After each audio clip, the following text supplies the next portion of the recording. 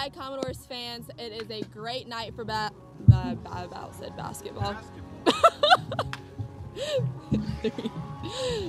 Three, two, one. Hi, Commodores fans. I'm Joanne Bethea here with Matt Levine and David Adar, and it is a great night for baseball here at the Gov as Falmouth takes on Orleans. So first pitch will be underway soon, but before we get there, let's talk about last night's matchup. Probably one of the most frustrating games that we have watched all season. There was a lot of questionable calls. You do have to give credit to the defenses. They were really strong last night, especially Wesley Sweat, who had a strong relief. And usually it's the other way around. We see that defense is struggling at home and that offense is strong, but that was not the case last night. But in your opinions, what went wrong last night for Falmouth not to get the win? Well, it starts with not being able to get a single big hit at all. 2 solo home runs were the only runs that they scored, and they stranded the bases loaded with nobody out in the first inning.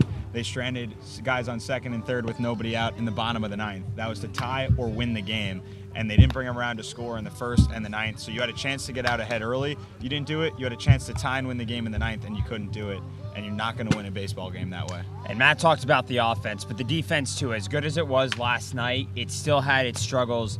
And the pitching last night was some of the better it's been this season. And we had the best start of the season from Mitchell Stone, but it still was not enough because this team gave up a couple of runs early. Now in all of their home games, the Commodores have allowed the opposing team to score first. And that has really just doomed them because we say it on the broadcast every night, but they dig themselves into a hole early. They can't get out of that. And in the end, they just keep losing these home games. So they need to start finding ways to get on the board first. Matt mentioned last night having the bases loaded in the first inning with nobody out, and they couldn't bring a single run home. They had 3 straight strikeouts to get out of that inning. And in the end, they couldn't score first, and they ended up losing. So you need to capitalize on situations like that and find ways to get the bats going again to continue and try and get back to those winning ways. I was able to catch up with Wesley after the game and get his thoughts, so let's take a look at that. So I'm here with pitcher Wesley Sweat. That game stung, but looking at the positives, you were able to have such a strong relief. How are you able to be so successful? I guess more a mentality thing and being able to attack the strike zone and trust my defense to get outs. You know, that's what I really believe in, and just let my defense play. Lots of frustrations in this game. How do you plan to use those moving forward? You know, just use it as, you know, good energy to work harder and just, you know, be locked in, you know, every pitch to win some more games. Awesome. Thank you. Falmouth going down tonight in a tough loss to Katuitt, but they will be home tomorrow taking Orleans. Falmouth taking on Orleans tonight. Both teams about middle of the pack for their division. So what are our thoughts on tonight's matchup? Well, at some point, I think this team, Falmouth, needs to kind of get together and say this is probably a must-win game. It might be tonight. I thought it was yesterday. I thought that would be the turning point. I spoke about that early on, but they couldn't get it done. If they can tonight, you can flip it a little bit and start getting back to the winning ways. If you continue to lose, already having played the least amount of games in the league, they're already in a hole. They're 6 games out of the second spot. They're 13 points out of the first spot with Bourne. So they have a lot of room to make up right now. 6 points behind second place, 4 points behind third place. So they're sitting in 4th place in the West. Just a lot of room to make up, and it has to start at some point here at home. We're in mid-July. They haven't won a game at home. So if you do it tonight, maybe that'll give you some confidence going the rest of the way. You play Orleans again tomorrow and then into an off day. So you're not going to get so much momentum going, but it has to start at some point. It certainly does, and I completely agree that they need to start finding ways to get these victories at home because they're just giving up these games.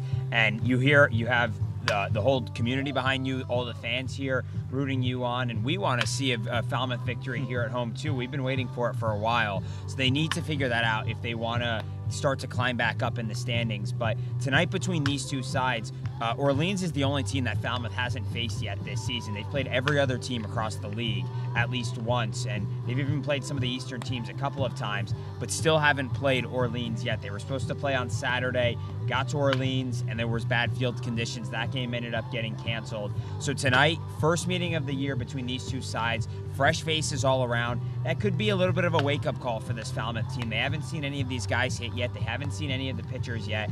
That could maybe inspire them, get them going a little bit. Like you said, Orleans currently sitting middle of the pack in the Eastern Division. Still more points than Falmouth, but they are middle of the pack there. So try and pick up some points tonight against a team that they were supposed to play on Saturday and see what they can do to start climbing back up in the standings. Going back to both of your points with standing, today marks the exact middle of the season, so I feel like we've gotten to see, a lot from all of the teams in the Cape. What are your thoughts right now with where Falmouth is standing, where Orleans is standing, and how do you think it's going to change? Well, I think in the West, it's 3 teams chasing 1 spot for the playoffs. Bourne, in my eyes, is not going to slow down. I mean, they've showed they're the best team in the league right now, so they're probably taking that 1 spot in the West. They'll probably win the regular season title of the league, too. But that means that there's 3 teams fighting in Wareham, Catuit, and Falmouth. Hyannis only with 4 points up to this point, so I would probably count them out up to the halfway point. So they can change it, but it's a long way to go for them. So 3 teams chasing 1 spot, that's a tough ask, and that's where the wins at home need to come. You got to win at home to be a good team and make the playoffs. So it starts tonight, I think, because they're 0-6-2 at home. I mean, we're in the middle of July. I never thought that a team would go this long without a home win. That has to be some kind of record. I'm going to hope to research into that to see how long this team has gone in any stretch without a home win, but this is an incredible rate. So if they can get one tonight in front of their home crowd, I think things are going to change a little bit. Yeah, I certainly agree with you. And you talked about the West standings. The East standings, it's really competitive. All around, all the teams are only separated by a few points. So it's been a really tight race up to this point, and I have a feeling down the stretch it's going to be an even tighter race because, like Matt mentioned, only 2 playoff spots up for grabs in both divisions this year. So it's a really competitive field to get those 2 playoff spots from each division. But coming back here to the West, I certainly agree that Bourne, I think we can at this point lock them into at least one of the spots, probably that top spot.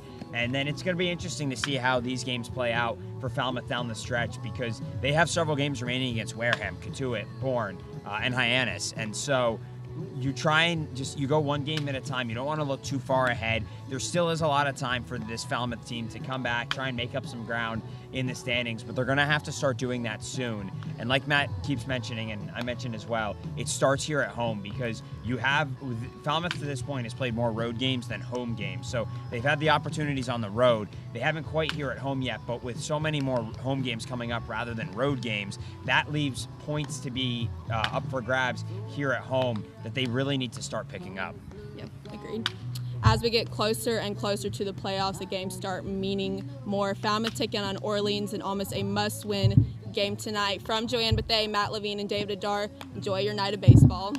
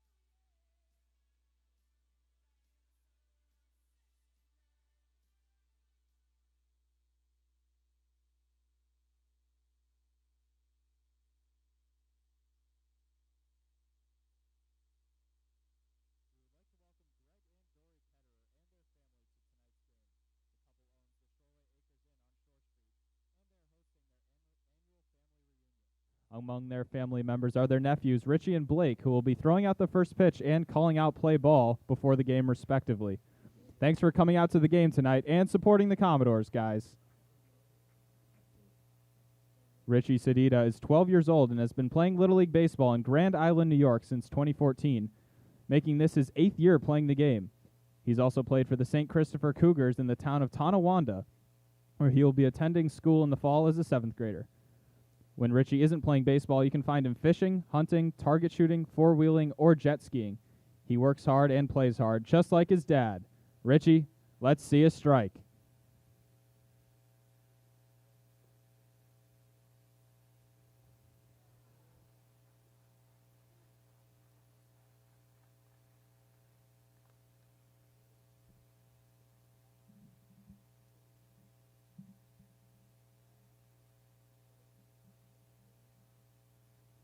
The Hyannis Sound is a professional all-male a cappella group based out of Hyannis, Mass., made up of collegiate singers from across the United States.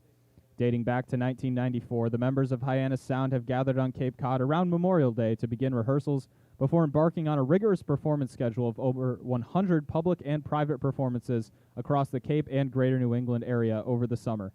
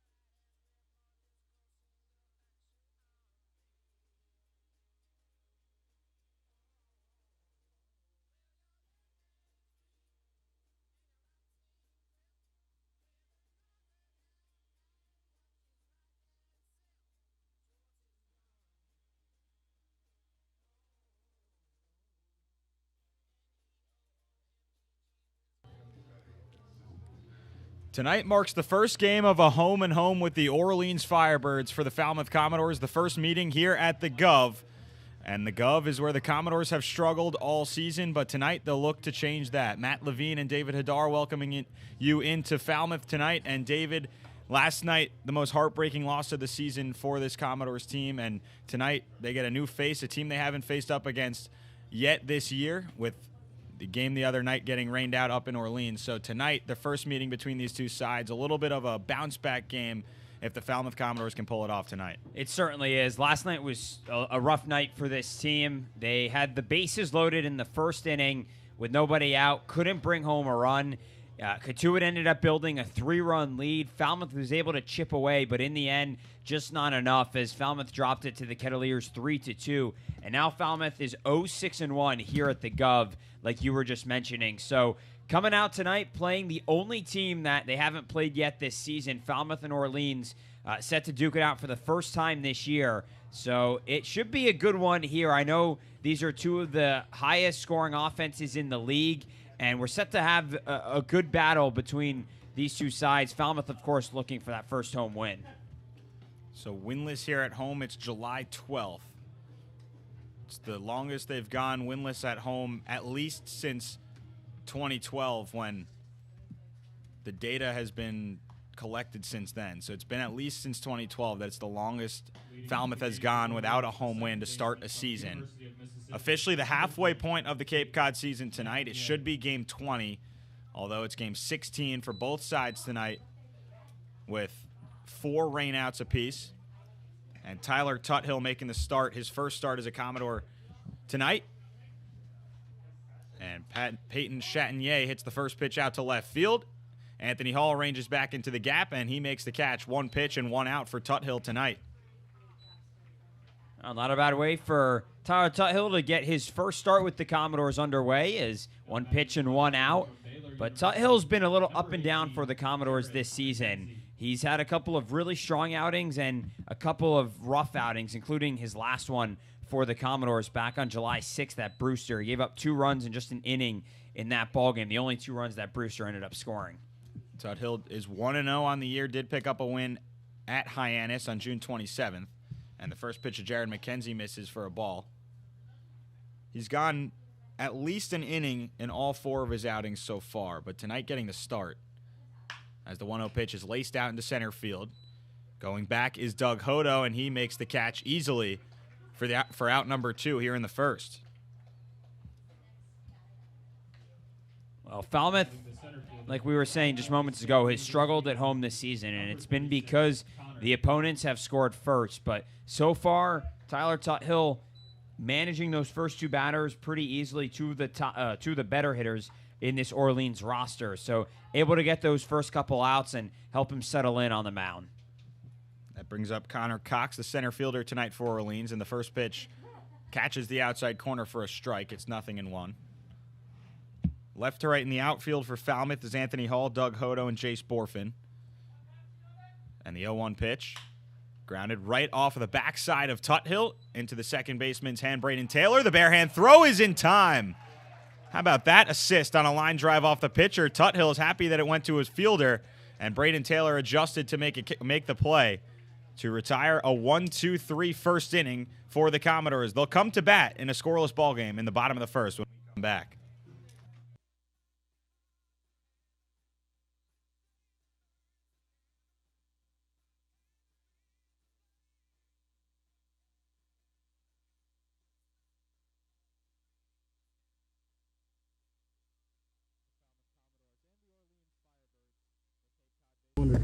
It's a bird.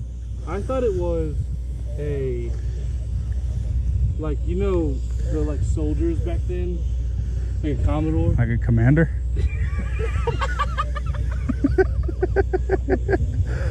Ask him.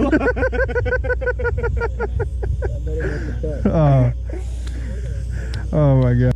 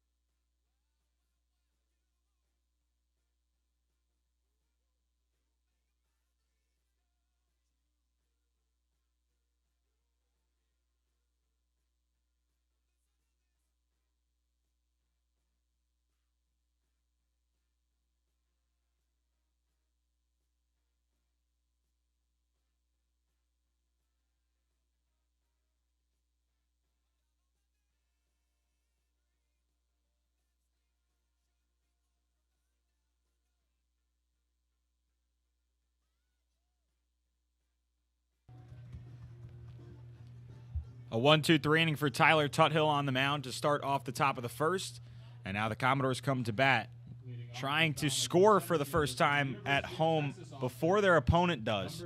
They had the opportunity to do so last night before Kettleer scored in the third inning. And Doug Hodo will lead off tonight's ball game. Batted in the 7th spot last night, his first game as a Commodore. He walked twice, once in the first and once in the 9th. And Dawson Netz, the pitcher, delivers the first pitch on the outside corner, a fastball for a strike, and it's 0-1. Netz making his 3rd appearance of the season, his 2nd start, but he's only completed 4 innings. His start, he went 3 innings in. That was back on July 6th. And the 0-1 pitch to Hodo. A curveball misses up and in for a ball. Yet to give up a run, though, in those 4 innings. And just 1 hit issued off of Netz so far this season. Here's the 1-1 pitch. Fastball misses outside, and now it's 2-1 to Hodo. Netz also with the interesting note that he got to pitch in both games for Arizona in the College World Series this year. The Wildcats only played 2 games against Stanford and Vanderbilt, but he got to pitch in both of them. Went and 1 in a 3rd innings and gave up 2 hits in the 2 losses for the Wildcats. Hodo grounds it to Acton at 3rd, and the long throw over is in time. Sounded like it might have been a broken bat, which took some juice off of the ground ball. But there's the first out of the bottom of the first. Well, Hodo's still looking for that first base hit as a Commodore, his 2nd game here with Falmouth, and can't get it as the leadoff man, but he moves up in the lineup after last night. He was hitting 7th for the Commodores, so a whole lot of changes in this Commodores lineup tonight, kind of shuffling things around here, trying to get that first win at home. Here's Braden Taylor. Was the final out of last night's game when he struck out. And the first pitch from Netz is right down the middle for a strike. Commodores stranded the game-tying run on 3rd base last night and the winning run on 2nd in the 9th inning with nobody out, and had the top of the order up to try and win that ball game, but they couldn't get it done. 0-1 pitch is sliced foul on the left side, and now it's 0-2 to Taylor.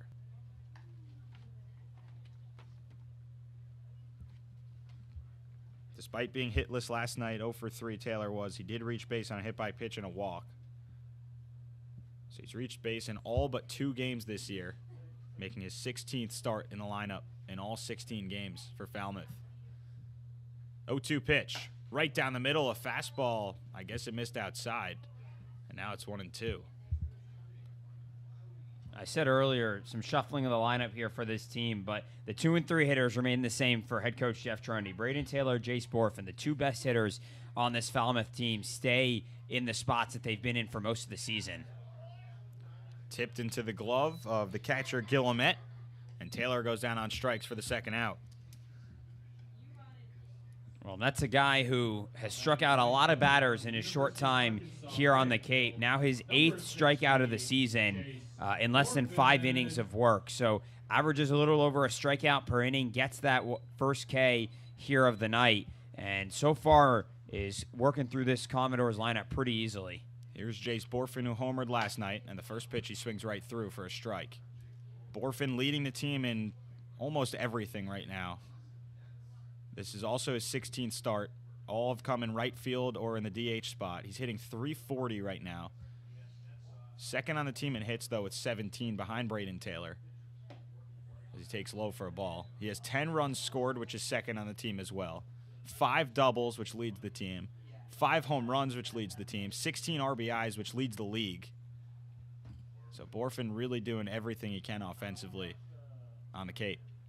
1-1 curveball fouled off, and now it's 1-2. And he was also one of the guys that really helped get Falmouth back in last night's ball game. He had a solo shot in the loss last night, and the only 2 runs that Falmouth scored came off of solo shots, one from Taylor Smith and one from this man, Jace Borfin, but his had such an impact and really got Falmouth back in it. 1-2, elevated fastball, got him to swing and miss, and back-to-back strikeouts gets Dawson Netz through a 1-2-3 first inning. Scoreless through 1, and we'll head to the 2nd from Gov Fuller Field.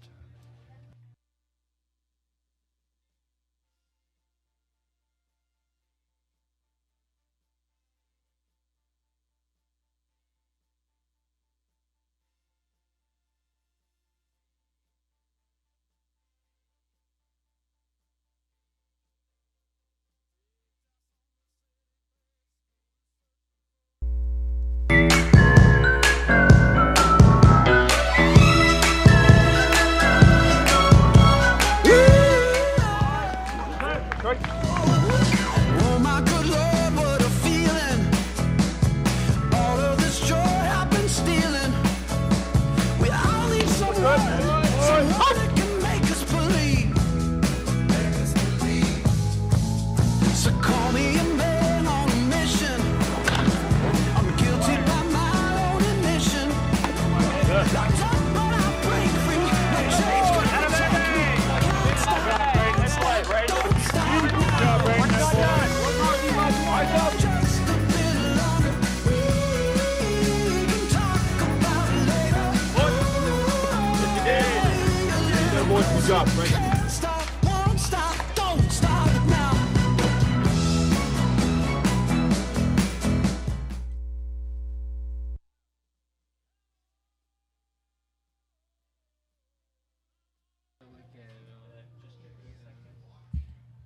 After a quick first inning for Tyler Tuthill, he'll head to the mound now for the second inning to face 4, 5, and 6 in the order for Orleans. Chase DeLauder, Tyler Locklear, and then Julio Marcano. DeLauder coming in with all kinds of power that left-handed hitter does. Lefty-lefty matchup, and the first pitch breaking ball catches the outside corner at 71 miles an hour. Tyler Tuthill is ahead 0-1.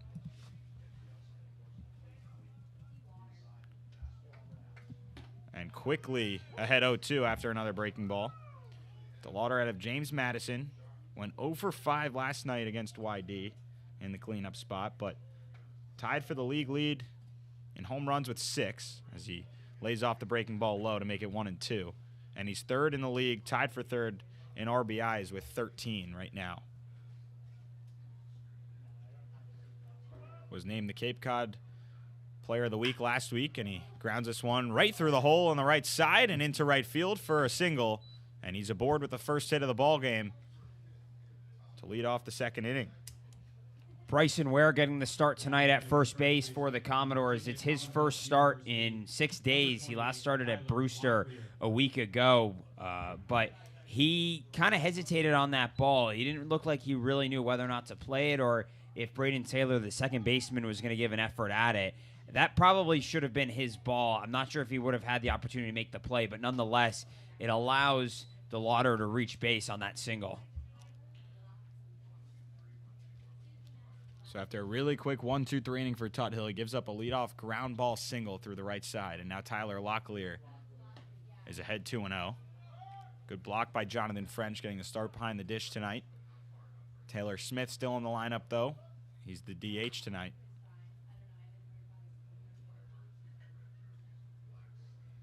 Locklear hitting .235 on the year out of VCU. 4 home runs and 14 RBIs for the Ram. As the middle infield pinches up the middle just a bit, and the 2-0 pitch. Grounded on one hop to the third baseman Malone. He throws to second to Taylor, and the relay to first is in time. 5-4-3 double play, and that helps Tyler Tuthill a lot after the leadoff single. Now there's 2 outs. That certainly does. So at this point, he still faced the minimum. Really good play there by the Commodores, who have gotten a lot better over these last couple of weeks at turning those double plays. Early on in the season, those were plays that they were a bit slow with in transition and all that, but they've really cleaned it up with the infielders starting to become a little bit more of regulars and able to get that one there for the first and second outs of this inning. Julio Marcano stands in, 1-0 the count. And he rips one right up the middle. On one hop, it gets through into center field for a 2-out single. That's the second hit of the inning. And the second one that just gets through a gap in the infield. Well, Marcano, not a guy that has been too successful at the plate to start the season. Coming into tonight's game, hitting 176 on the year, but wastes no time going on Tuthill with one of the first pitches he sees in that at-bat, and able to just put it almost back up the middle to get on with 2 outs. Here's Luke Keeschel. Grounds the first pitch foul on the left side. Making his Orleans debut tonight. Was activated today out of San Francisco. A lot of these Orleans hitters at the plate been very active on the first pitch. We've seen a lot of first pitch swings from these hitters. And the 0-1 sliced foul to the right side. That'll go into the stands. Pretty cloudy day here in Falmouth. Expected some rain pretty much throughout the entire day as of last night. But then all of a sudden today, probably drizzled for maybe about an hour at most, and then all of a sudden it was just cloudy and nothing else happened, which seems like the first time that's happened all summer. I think we even got some sun. 0-2 pitch. Down in the dirt. Good block by French, and good job by Keishel to lay off. Now it's 1-2. I've been hearing from some regulars on the Cape that this year's been a bit worse with the weather compared to previous years. Fortunately, haven't had too many rainouts up to this point. We've had 4, but on top of that, just not as much sun. Breaking ball got Keishel to swing and lose his bat at the same time.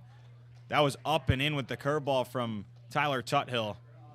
He gets a strikeout. That's his first of the night. And the double play, the 10th turn by the Commodores this season, helped them in the beginning of the second. So Tyler Tuthill's through 2 scoreless, and we head to the bottom of the second when the Commodores come back to bat looking for the lead.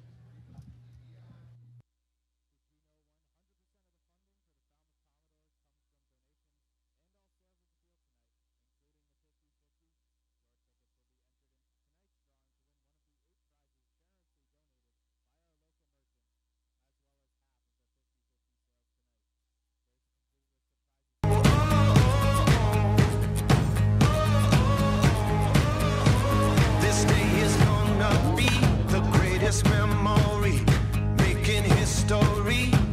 Let's go. You don't need no luck with that golden touch. Time to light it up. Let's go.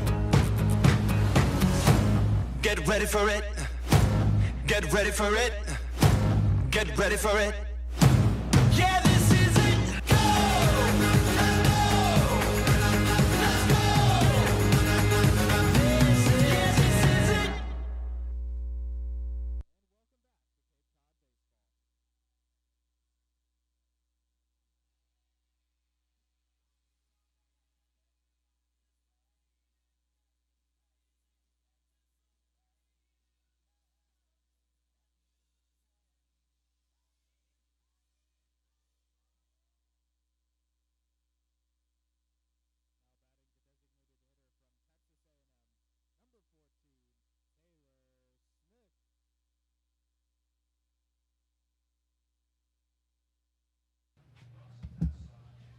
Taylor Smith set to lead things off, batting in the 4 spot tonight here in the second inning through a scoreless ball game with the FireBirds.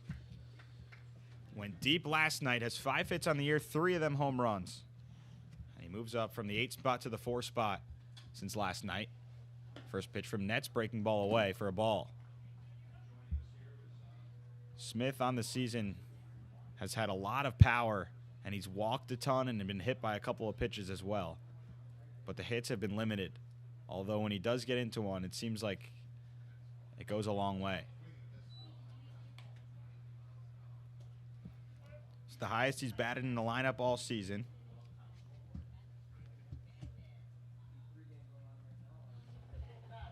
Nets through a 2-strikeout, 1-2-3 inning in the first. Shakes off the signs from Guillemette a couple of times. And now the 1-1 to Smith. Popped up into shallow center field. Connor Knox moves in plenty to make the catch just in front of the infield. And now there's 1 down. 4 up and 4 down for Nets to start this ball game. And that's a guy who, in his first 2 starts, or his first 2 outings on the season, only gave up a total of 1 hit over the 4 innings that he's pitched. So a really solid guy that Orleans has on the mound tonight. And so far, he's just looked really comfortable out there. Falmouth still yet to pick up that first base hit or even base runner for that matter. Anthony Hall getting the start tonight out in left. Came into pinch hit for Michael Curiali last night in the DH spot, but struck out swinging in the 8th. Now gets the start in left field tonight. And the 1-0 pitch. Good breaking ball by Nets on the mound, and now it's 1-1. Nets a California native, but an Arizona Wildcat. Mentioned he went to the College World Series with Arizona. So did his sister Devin, who's with the softball team at Arizona. And the 1-1 misses inside the Hall. Now it's 2-1. I think that's one of the cooler stories I've seen. Siblings at the same school going to the College World Series, one in softball, one in baseball. Yeah, it's not common to even have, a baseball team and a softball team that are both that elite, but Arizona certainly one of those schools, and couple of really talented athletes in the family that the Netses have. Nets was the number 4 right-handed pitcher out of California and the number 14 overall player. That's a state that breeds talent with baseball and football as well. And the 3-1 missed outside. Anthony Hall is aboard for the first base runner tonight for Falmouth with 1 out here in the second. That's the first walk this season that Nets has allowed. And Anthony Hall, the one who is the benefactor of it. So see if Falmouth can try and get something going here. Matt mentioned earlier, but this team has not scored before the opposition at home this season. So an opportunity to do so here with a runner on and just 1 gone. Here's Jonathan French, who came in to pinch hit in the last night's 9th inning, but grounded out to Katuitz's pitcher. And out of the stretch for the first time, Nets deals a fastball up and in. That's 1-0. French batting .250 on the year, this being his 11th game. He's 7 for 28 at the plate with 6 runs, 5 runs batted in, and has a pair of home runs, which both came in 2 games at Hyannis. All of his hits on the road, too. 7 for 16 away from the Gov, but 0 for 12 here at home. Commodores wearing the black road uniforms tonight, maybe to get some of that road mojo going here at the Gov. As French flies one out into center field, coming in is Knox again. This time a little bit to his left, and he makes the easy grab for the second out here in the second. Well, we were talking about that pregame. I definitely think that Falmouth wearing the road uniforms tonight, where they've been much better this season, trying to get some of that swagger here at home and maybe see if something like that will help carry them to their first win of the season here at home. Because, I mean, at this point, the team's just trying to do anything to break out of this losing skid and just get that first win at home. We keep talking about it every night. We're asking about the players about it. I'm sure they want to stop hearing it. So try and get the weight off their shoulders. Brennan Malone stands in, takes the first pitch, curveball in the outside corner for a strike. Teams that tend to go far in any sport, make the playoffs and win championships, they defend their home turf well, and they win more games than not at home. That hasn't been the case yet for Falmouth this season. Halfway through the 2021 season now. And like you said, halfway point. So still a lot of opportunities and a lot of time for this Falmouth team to try and catch up in the standings. But coming into tonight, they're 6 points behind the second place spot in the Western Division. So they're going to have to start picking up those wins soon and beating the teams that they need to get back into the running. 1-1 the count to Malone, and another pickoff attempt over to Hall. Hall's back in for the 3rd time in this inning. So Falmouth wearing those road black jerseys. Orleans with the nicest uniforms in the league. The red camouflage. And everything sponsored by former Orleans Firebird Marcus Stroman, now at the New York Mets. Stroman pitched for the Firebirds when he attended Duke and has a company called HDMH, which stands for Height Doesn't Measure Heart. Marcus Stroman being the smallest starting pitcher in Major League Baseball in terms of height. So I like that company name. 2-1's flied away, foul, and now it's 2-2. I like it too. I'm only 5'6", so I definitely feel. I mean, I'm not a major league pitcher, but I'm 5'6", and growing up, it was always the talk that people were bigger than me when I played pickup basketball or whatever. So to get a brand that represents us shorter guys, I like that. And that's set for a while on the mound, and the 2-2. On the outside corner, called strike 3, and that ends the inning. More about Orleans' uniforms when we come back, but we're through 2 scoreless here at the Gov as we go to the 3rd.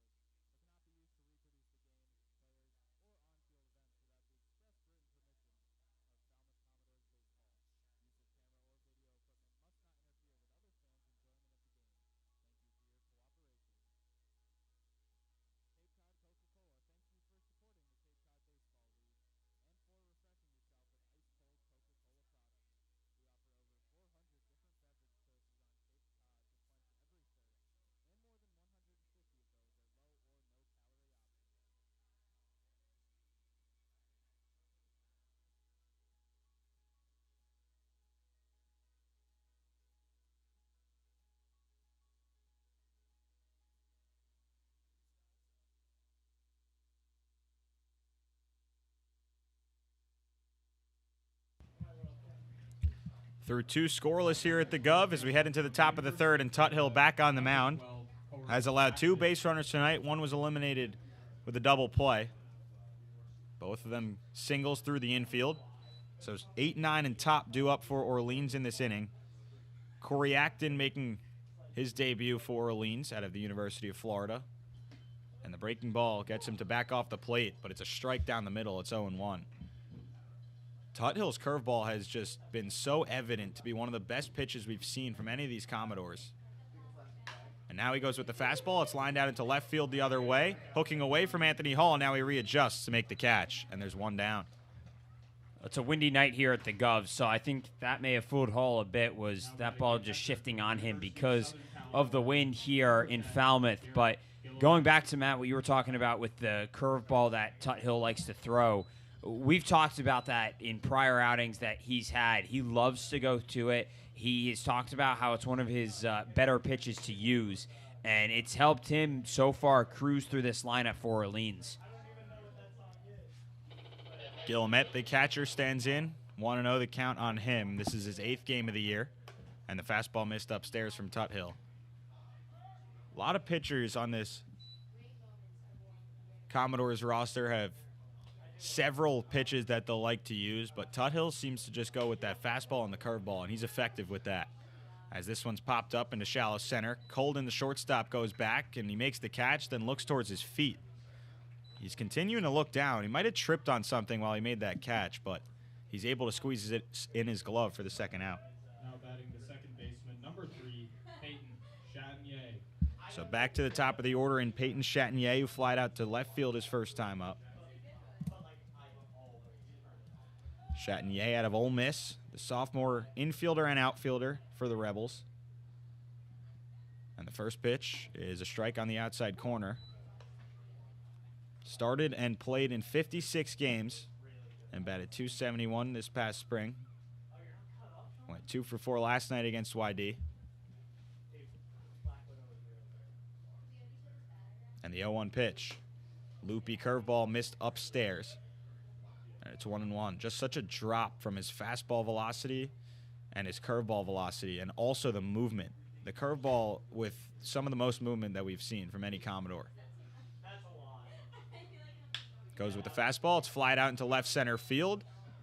Hodo goes over there, and so does Anthony Hall, and it's the left fielder Hall calling him off to make the catch. The second 1-2-3 inning of the night for Tuthill on the mound. He's through 3 scoreless, and the Commodores looking for the lead once again when we head into the bottom of the third.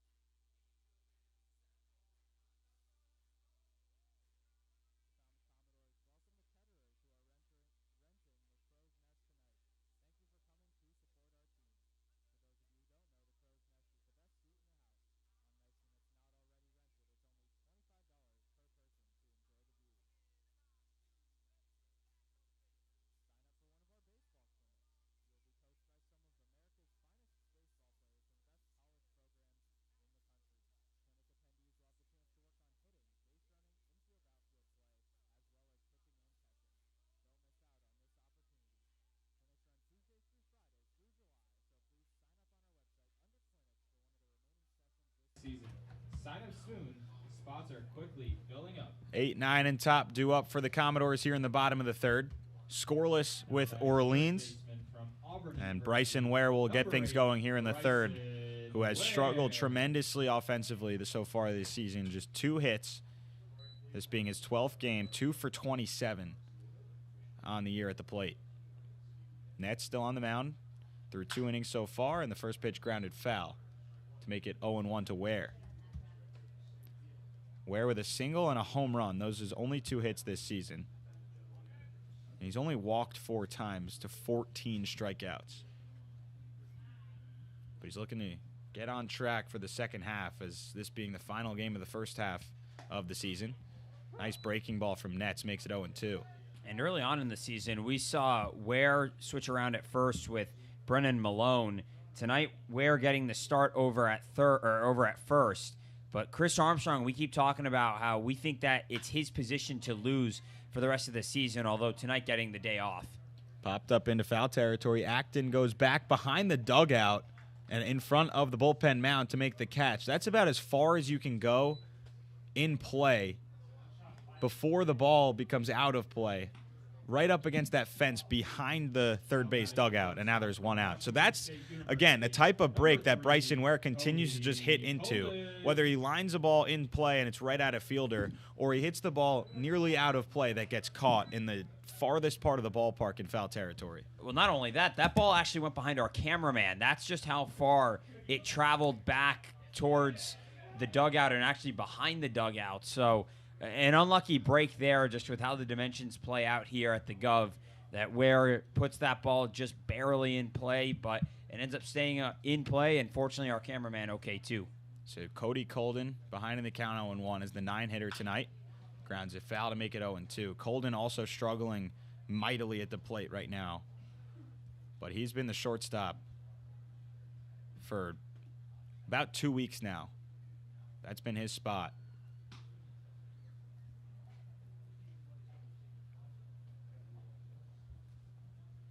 Nets on the mound stands at 6'1", 195 pounds. Colden hits one high in the air into left. McKenzie ranges back. He's onto what would be the warning track, and he makes the over-the-shoulder catch. That looked like it was just a little bit more difficult than it needed to be for McKenzie. But now there's 2 outs, and that's probably the farthest we've seen Colden hit the ball all season. Yeah, Colden is not a big power hitter, and like you said, that's probably one of the furthest balls he's hit on the year. I'm not sure what McKenzie was doing out and left. He looked like he was just kind of taking his time to go back and made that catch over his shoulder rather than get in front of it. But nonetheless, he makes the grab for that second out. So Colden now 4 for 45 on the season. Breaking ball goes in for a strike on Doug Hodo. It's a good sign to see Colden hit the ball that hard and that far. Probably the best contact he's made, but again, just hits it into the gloves. Him and Bryson Ware can't catch a break offensively. 0-1 to Hodo, missed away and low. Hodo looking for his first hit. He was on base twice last night with 2 walks. He was on third base as the tying run in the 9th inning with no outs. And the 1-1 is inside for a ball. And after a ground ball back up to the pitcher, it ended up going off the pitcher's hand. So he probably would have scored had he ran, but if the pitcher fields that cleanly, he might have been thrown out. So he didn't run from third, and he ended up never coming home to score as he fouls it away to make it 2-2. That's just such a tough situation. In your first game, you're the tying run on third with no outs and a ground ball to the pitcher, whether you choose to run or not. I mean, I personally, I wouldn't have run on that ball. I think it was smart. You think it's the first out of the inning, so there's going to be the opportunity at some point through the rest of the inning to get an opportunity to run, but Falmouth just couldn't get the ball in play, and in the end, it kind of summed up what's been in a bit of a funk for this team over the last few days. Has just been at times timely hitting, but at other times untimely hitting, and or rather the lack thereof, because they haven't been able to put those balls in play. 2-2, and that was staying high the whole way. Guillemette came out of his crouch. They wanted that up in the zone, trying to get Hodo to chase the elevated fastball, but it's a full count. Hodo played in 64 games for Texas, team that went to College World Series this year. And the 3-2, breaking ball hit high in the air into left, going back McKenzie, and he camps under it. Now he's got it lined up to make the catch. Again, a hard hit ball with good contact from Hodo, but it's right into the glove of the left fielder McKenzie. And now we're through 3 scoreless between Orleans and Falmouth as we head to the 4th. Linda Townsend, please come to the intern tent. Linda Townsend, please come to the intern tent. Thank you.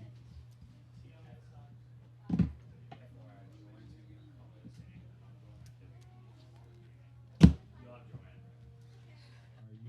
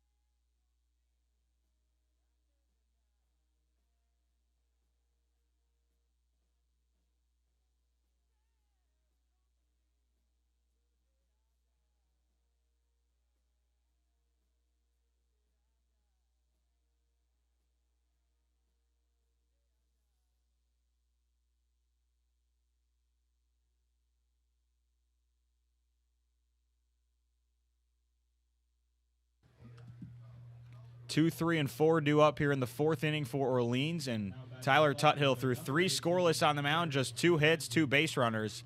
He'll go out there for his 4th inning of work. His longest outing this year was 3 innings, so if he records an out in this inning, it'll be his longest of the season. His first start, and he's gone through each of the first 3 innings pretty quickly. First pitch to McKenzie is a breaking ball for a strike. And we keep talking about this breaking ball, but he uses that at any count, and it doesn't matter whether that's the first pitch or the strikeout pitch. And he uses it again. That one stayed up and in to make it 1-1, but he's comfortable using that as a first pitch to get it over for a strike, and a hitter's probably not going to swing at a first pitch curveball, or to use it as a punch-out pitch.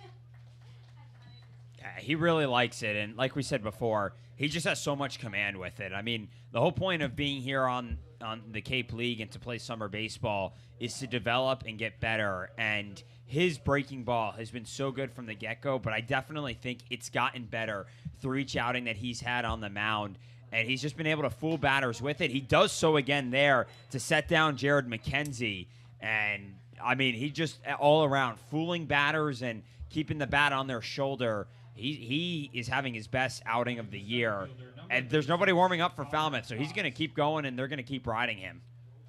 That's such a tough pitch for left-handed hitters to see, because as a left-handed pitcher for Tuthill, it comes in on the left-handed hitter and then breaks into the zone for a strike. And at that point, it's already too late for you to swing, as Knox takes the first pitch low for a ball. Knox hit a comebacker off of Tuthill in the first inning, and then it ricocheted off to Taylor at second. And now it's grounded over to third, and the throw over to first is in time. An easy play for the second out. Tuthill just keep cruising. I mean, there's not much more to say than that, but he's so locked in right now. He's done a really good job of mixing things up on these Orleans hitters, and Orleans has put a lot of balls in play. Tuthill with only 2 Ks on the night, but they're just hitting them right to the Falmouth defenders and making easy outs here, which is what they've been doing a good amount over this last week. Here's DeLauder again, 6'4", 235 pounds is the outfielder.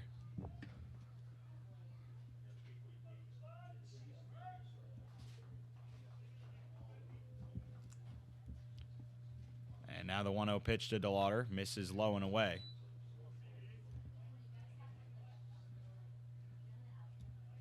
So the count 2-0 to DeLauder out of James Madison University. Talk about a school that had some heroics in the Women's College World Series. James Madison defeated the top seed Oklahoma in the College World Series. 2-0 check swing down to third. The appeal said he did not go around, so it's 3-0. Rich Capitelli behind the plate calling balls and strikes. Over at first, Ronaldo Cockrum and Ryan Damari, the third base umpire tonight. 3-0 pitch from Tuthill, and it's a strike down the middle with a fastball. Talking about JMU softball real quick, they had a sensational pitcher who was lights out in the Women's College World Series, who was named both the CAA, the Colonial Athletic Association Pitcher of the Year, as well as the NCAA Pitcher of the Year nationally. So Odysseus Alexander had quite the month for JMU, and they had quite the story, too. I don't know the exact number, but she threw somewhere over 1,000 pitches in the postseason. And you can do that in softball coming as a windmill pitcher, underhand. That's more the natural way than throwing over the top.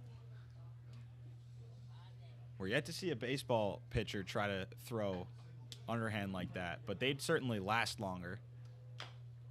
And the 3-2 is chopped right in front of the mound. Tuthill fields the big hop and tosses over to first. And another 1-2-3 inning, his third of the night.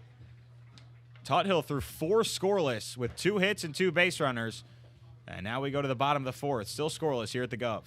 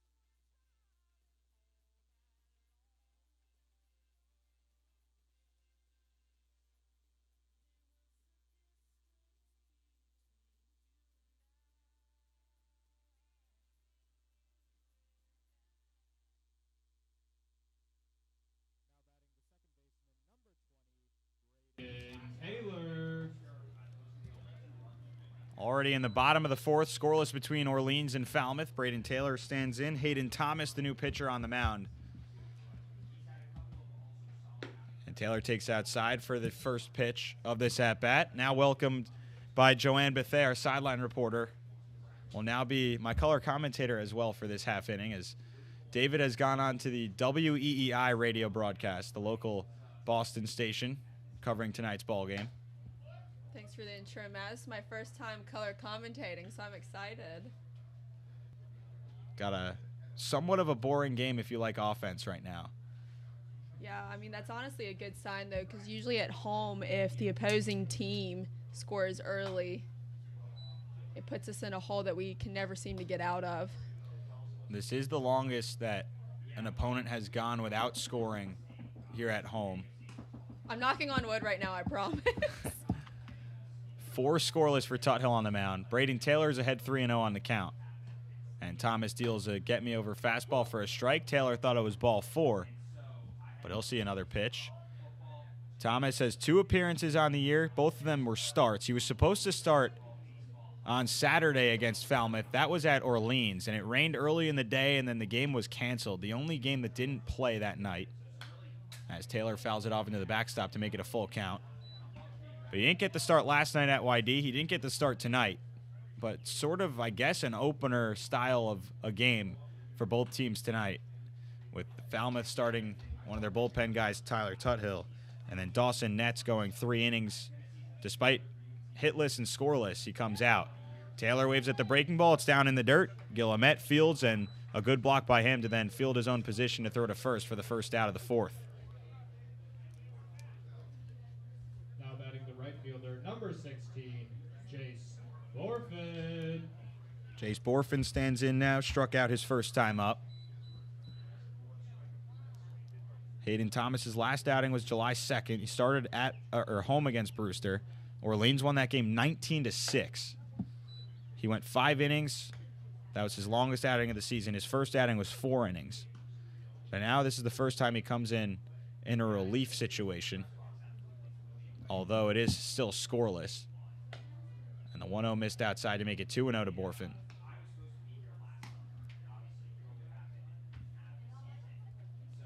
Thomas out of Texas A&M Corpus Christi.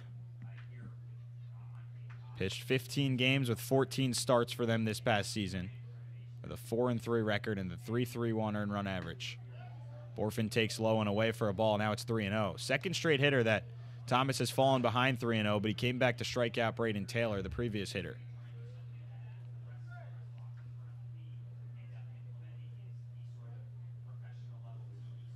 Thomas pitched for Orleans in 2019, and now the pitch comes inside for Jace Borfin. It's ball 4, and he's aboard with a walk.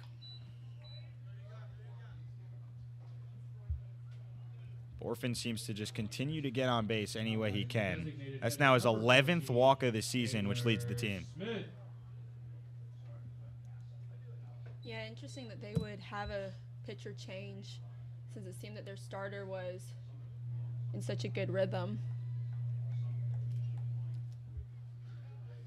Dawson Nets, final line on him. He started tonight 3 innings, hitless and scoreless with a walk and 3 strikeouts. So only 1 base runner allowed through 3 innings. First pitch, breaking ball on the outside corner to Taylor Smith is called a strike. And now it's 0-1.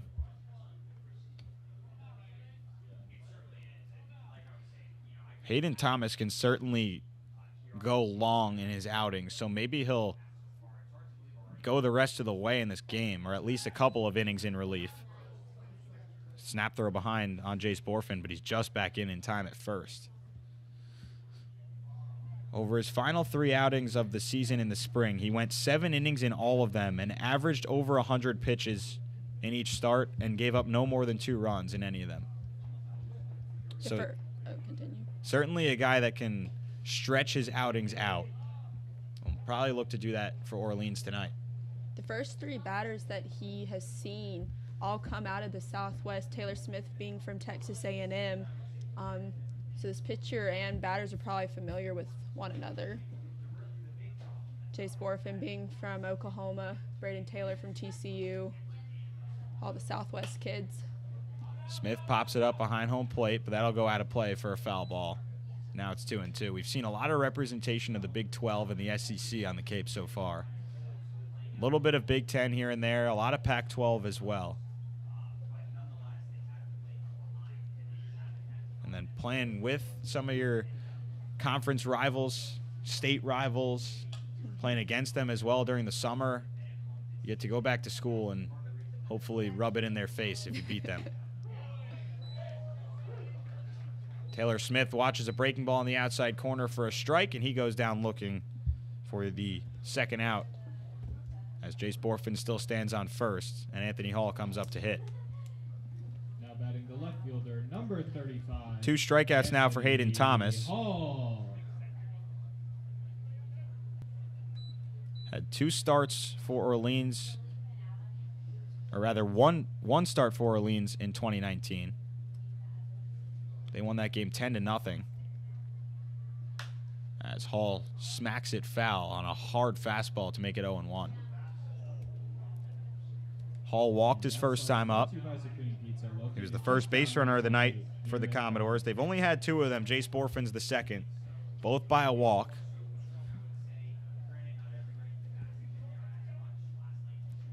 Righty-lefty matchup. And Borfin takes off from first, but it's fouled away on a fastball into the backstop, and he'll have to retreat back. It's now 0-2. It's situations like this that are really important for the Commodores. As we talked about in the pregame, that they've been really bad about not finishing offensively. So right here in the middle of this game could be a great turning point to try to get some momentum. I have to think that's why they'd send Jace Borfin in a situation here with 2 outs. Leads the team with 4 stolen bases already. Not running on the pitch. The 0-2 fastball just misses outside, and pretty much everybody on the field thought that was strike 3. But now the count's 1-2. So we'll see if Borfin tries to run again here with 2 strikes. As Thomas is set, the 1-2. And the breaking ball missed inside. Good check swing by Hall. He did not go around, even though Thomas is trying to appeal. They won't appeal, and it'll stay 2-2. Hall on the season coming into tonight, batting .237.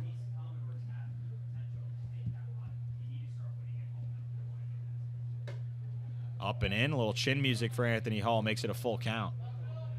Hardest pitch of the night for Thomas at 92 miles an hour.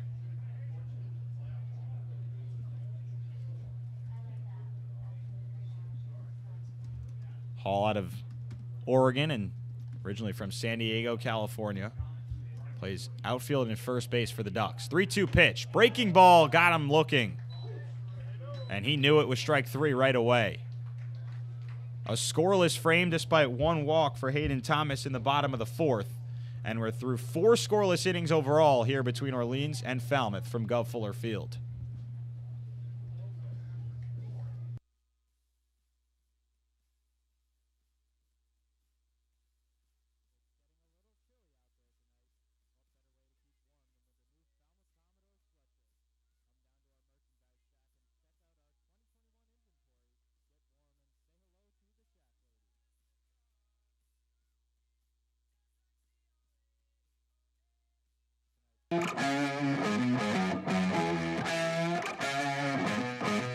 Yeah.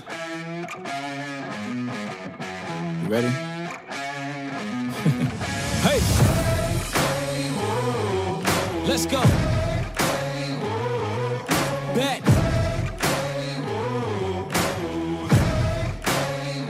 Yo, once again I'm back around. Real shit back in style. Haters reconcile. I'm so black and proud. First class tickets now. Feet all in the eye. Everybody looking down. Everybody get red when you drown, huh? Look at me up. I'm putting it down. You picking it up. Checking the models. They want us to go to college just so we can be stuck. Go to school to make a living. Or teach yourself to make a fortune. I don't need your endorsement. I don't need reinforcement. Giving you your last warning. Cause I'm at my prime. Yeah. Said I'm at my prime.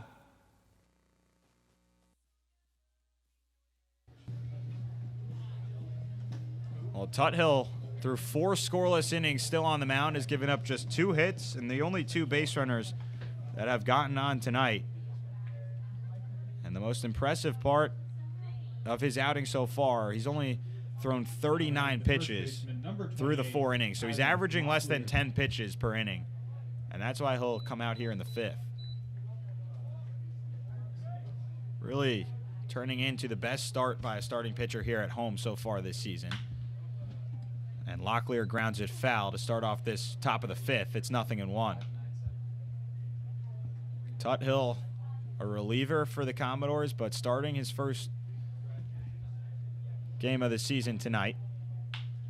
Check swing, grounded to the left side, just foul to the left of the third base bag. Locklear nearly placed what would have been a tough play for Brendan Malone on a check swing. Nearly placed it perfectly, but instead it's foul, and he'll get another hack, and now it's 0-2. Tuthill out of App State. 0-2 pitch. Elevated fastball. Check swing. Did not go around. Says Ronaldo Cockrum at first base. That was awfully close, but it's 1-2.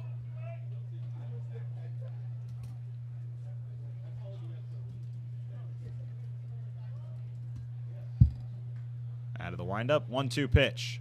Curveball, swing and a miss. Strike 3. 1 up and 1 down here in the 5th. Now 8 straight retired by Tuthill on the mound. And his 3rd strikeout of the night. Number 7, Julio Marcano.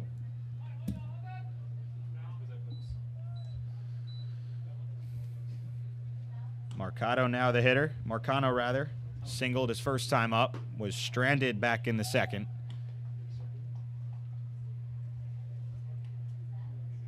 Tuthill, a starter at App State, did throw a complete game on May 14th this year. So he's checking to see his longest outing in college, but he might match 9 innings tonight. He won't top it.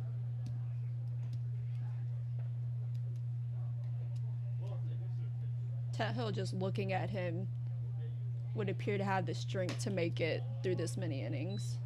He's definitely one of the stronger pitchers we have. Stands at 6'2", but all kinds of width to Tyler Tuthill on the mound.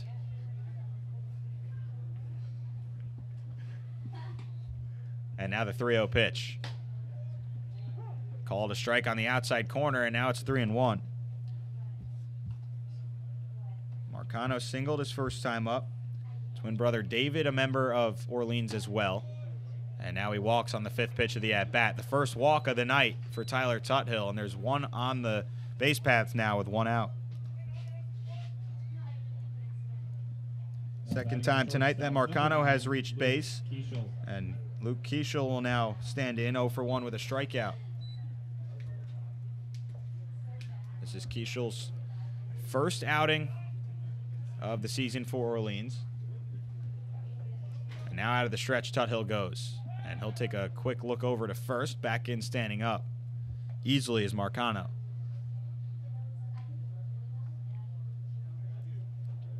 Keishel from Watsonville, California. Aptos High School and University of San Francisco.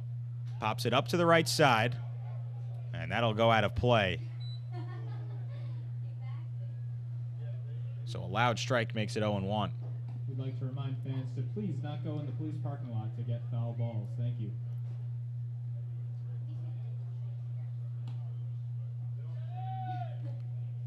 Marcano with decent-sized lead at first. Bryson Ware holding him on. Commodores have already turned 1 double play on the ground tonight.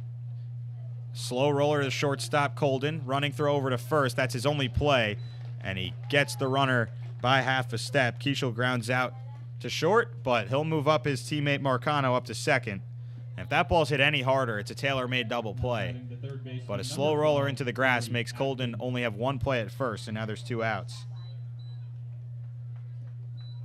Colden having to make that quick decision to just send it to first to get the known out.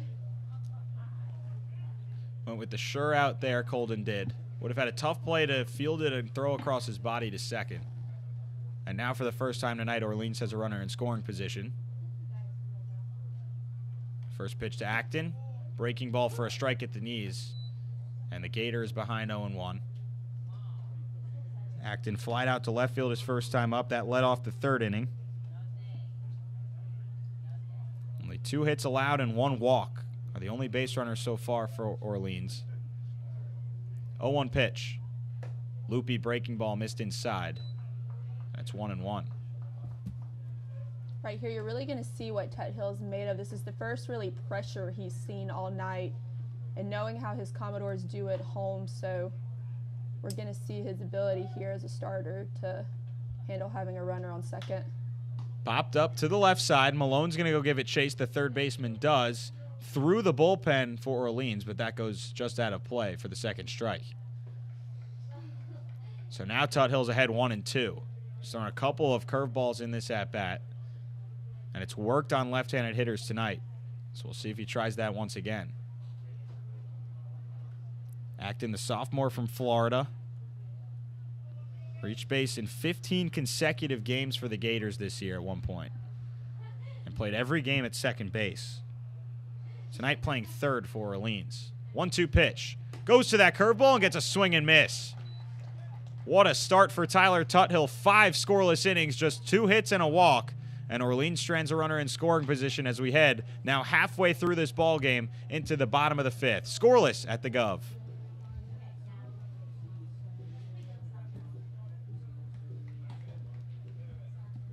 Continuing with our corporate sponsors, we also want to recognize and thank Franklin Sports, Cape Destinations.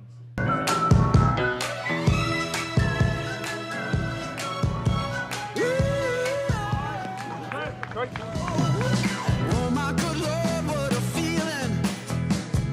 All of this joy I've been stealing. We all need someone that can make us believe. So call me a man on a mission. I'm guilty by my own admission. Locked up, but I break free. No change can take me. Can't stop. Don't stop. Just a bit longer. We can talk about it later. Can't stop, won't stop, don't stop now.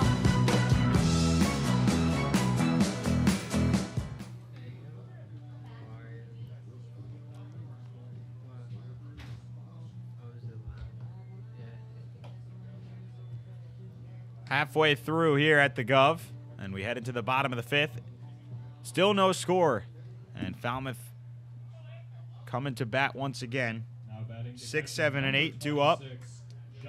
David is back alongside me after going on to WEEI for a full inning. Good to be back. Happy to have you back on right next to me, at least. First pitch, ground ball right back up the middle. Diving is the shortstop Keishel, but it goes in and out of his glove. A leadoff single for Jonathan French in the infield. The first hit of the night for the Commodores, and that might spark something here late, or as we head into later stages here in the bottom of the 5th. Well, a new pitcher on now for Orleans and Hayden Thomas. So Dawson Natsu pitched 4 innings and didn't give up a single hit to the Commodores. And now they turn to the bullpen, do the Firebirds, and maybe Falmouth can capitalize off that.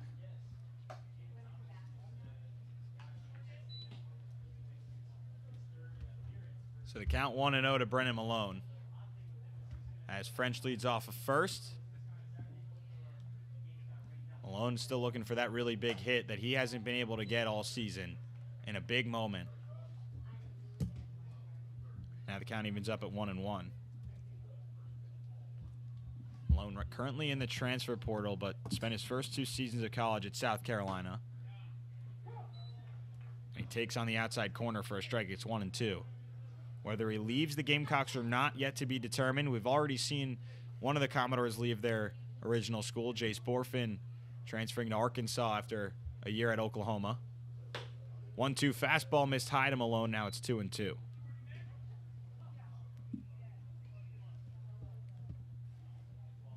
Malone drafted in the 28th round of the 2019 draft by the Los Angeles Dodgers, but then went to play for South Carolina.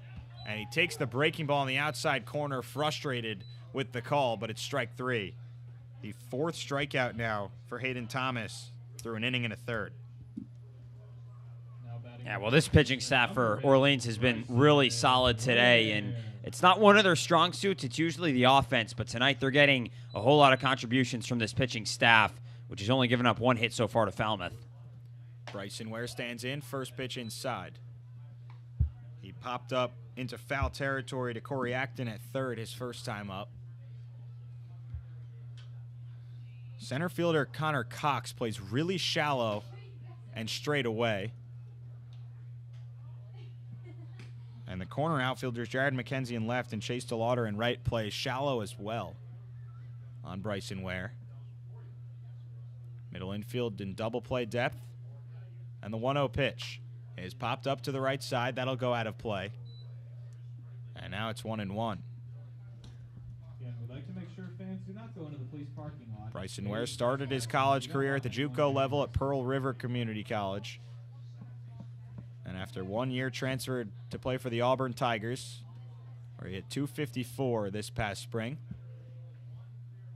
1-1 from Thomas. Fastball down the middle but low. Makes it 2-1.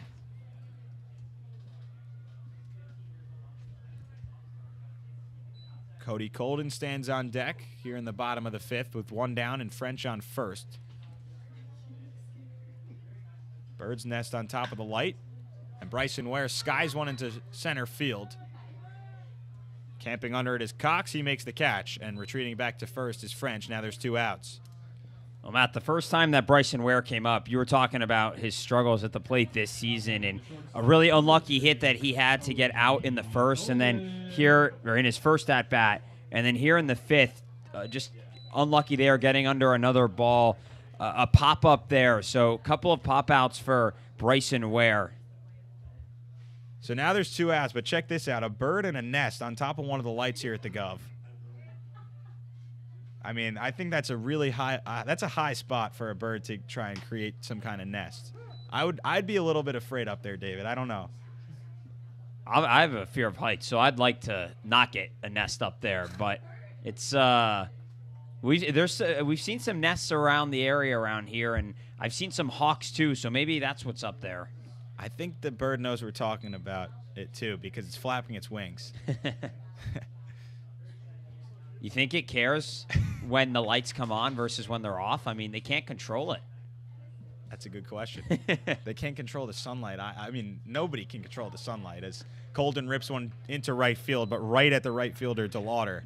And just like that, the inning ends. Through 5 scoreless now, and once again, Colden puts Goodwood on the ball, but right at a defender. Through 5 scoreless here at the Gov between Orleans and Falmouth as we go to the 6th.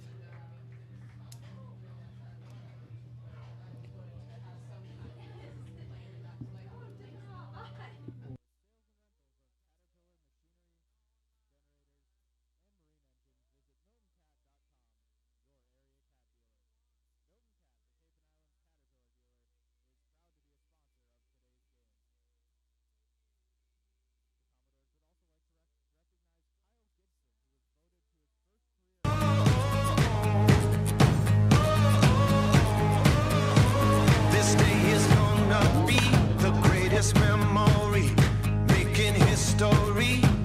Let's go. You don't need no luck with that golden touch. Time to light it up. Let's go. Get ready for it. Get ready for it. Get ready for it. Yeah, this is it. Go! Let's go! This is it.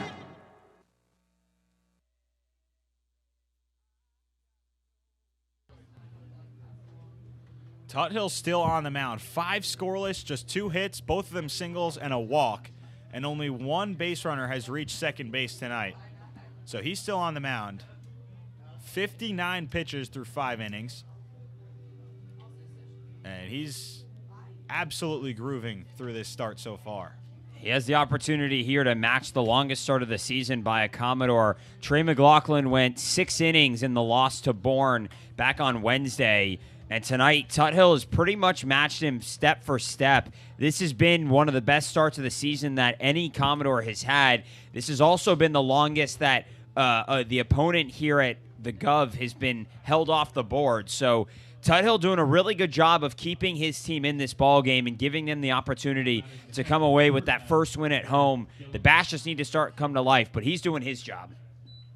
It's one thing that's been a problem here at home is that the bats, the pitching, and the defense have not clicked all at the same time, which has forced them to not have a win yet at home. 9-1-2 due up here in the inning. Guillemette takes for a ball. Popped up to the shortstop Colden his first time up. Tuthill with 4 strikeouts on the night. First pitch hit high into left field on a line for Anthony Hall to range over to his left a couple steps and an easy out.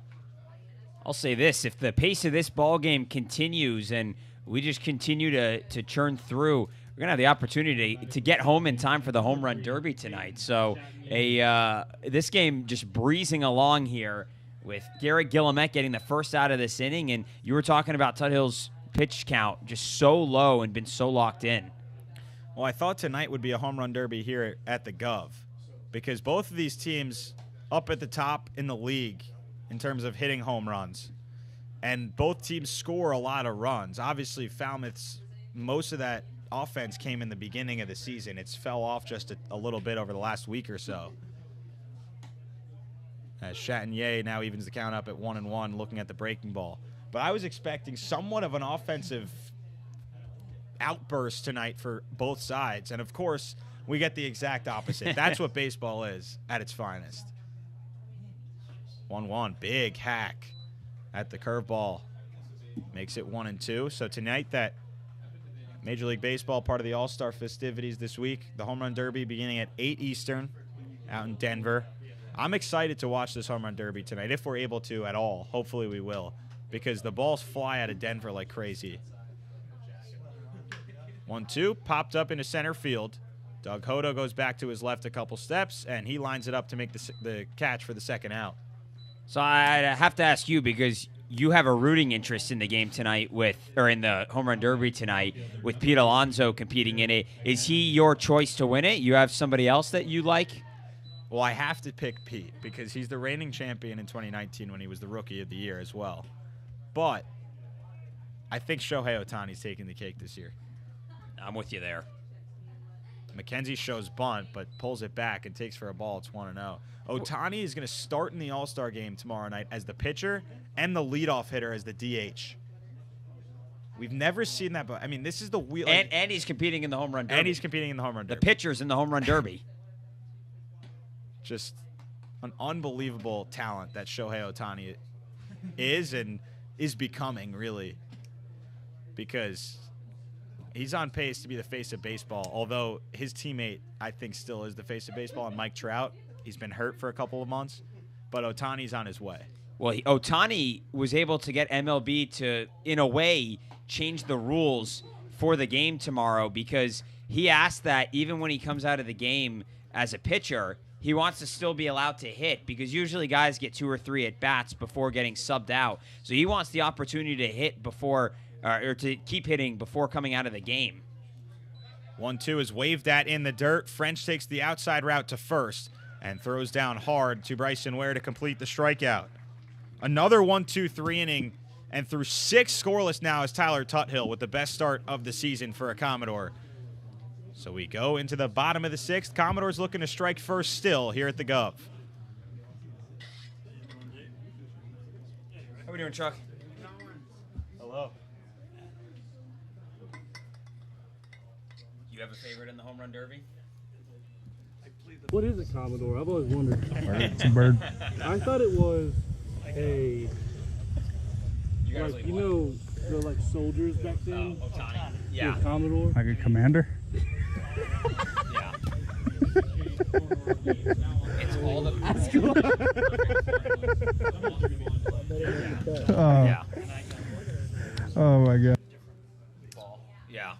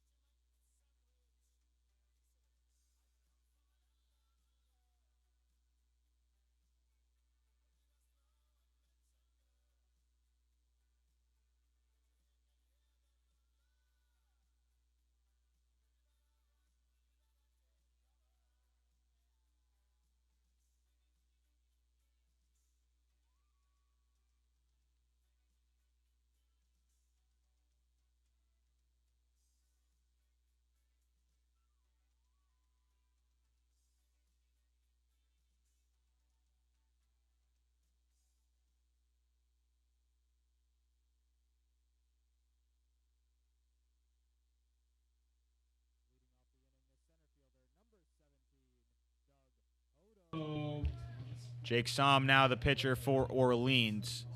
5.5 scoreless overall in the game. Here in the bottom of the 6th now. Commodores looking for their first run. Somm on the mound from UCLA. This is his team-leading 7th appearance of the year for the Firebirds. Hodo shows bunt at the top of the order now, but pulls it back and still a strike. It's 0-1. Just one hit so far, and Jonathan French's infield single for the Commodores. They've walked a couple of times as well. 0-1 curveball missed away. And Somm, an untraditional release of the baseball. He hides it well behind the lift of his leg, turning towards center field and then coming home with it.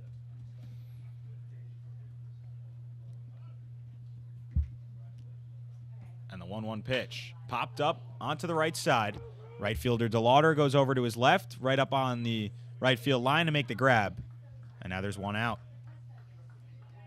I'll say this, that Orleans pitching staff today has recorded out just about any way they can, but Falmouth has done a good job putting balls in play, and similar to what I was saying last half inning with Orleans, just can't get those balls to find any holes anywhere. Like you mentioned, Matt, just one hit on the night. That was Jonathan French, who led off the 5th, but otherwise, Falmouth has put the ball at the gloves of everybody in the field.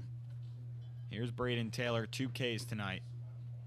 So rare for him to do that. He's ahead in the count 1-0. Somm on the mound, last pitch July 8th at Hyannis. Went 2/3 of an inning, gave up 2 earned runs and 4 hits in the 7 batters that he faced. That's the second time he's gone 2/3 of an inning and given up multiple runs. Sandwiched by his last outing and then his first outing of the season. Every outing in between that was scoreless for him. So he's a 1-1 record on the year, 6.75 earned run average. His 7th appearance, all of them out of the bullpen. 1 save, 8 innings, 8 hits, 4 walks, and 8 strikeouts. So about a strikeout per inning. 2-0 pitch. Taylor gets the bunt down the third base line, but it goes foul. But he was trying to bunt for a hit. And that's how you avoid the golden sombrero, trying to bunt for a hit in a 2-0 count. Yeah, that was a well-placed bunt there by Taylor. Just a nick foul down the third base side. But he's Falmouth trying to find any way right now to get a guy on, and they haven't done that too often tonight. So just trying to mix it up and see what they can do out here. Somm stands at 5'11". And the 2-1 pitch. Missed outside to Taylor. Now it's 3-1. Appeared in 17 games for the Bruins of UCLA this season, but all of them came before, or none of them came, I should say, after April 10th due to injury. So 17 appearances through the first month and a half of the season, really, as Taylor works a 1-out walk. Really appearing often early in the season, then was plagued by injury that kept him out of the year. Now batting the right fielder, number 16, Jace Borfin. This is the opportunity for the Commodores to do something here. Taylor stands on first with a lot of speed and really good base runner mentally as well. Borfin, one of the best hitters in the league up to this point. He's 0 for 1 tonight with a walk. Lefty-lefty matchup, and Borfin takes the first pitch low for a ball. Jace Borfin hits righties much better than he hits lefties. But facing a lefty here.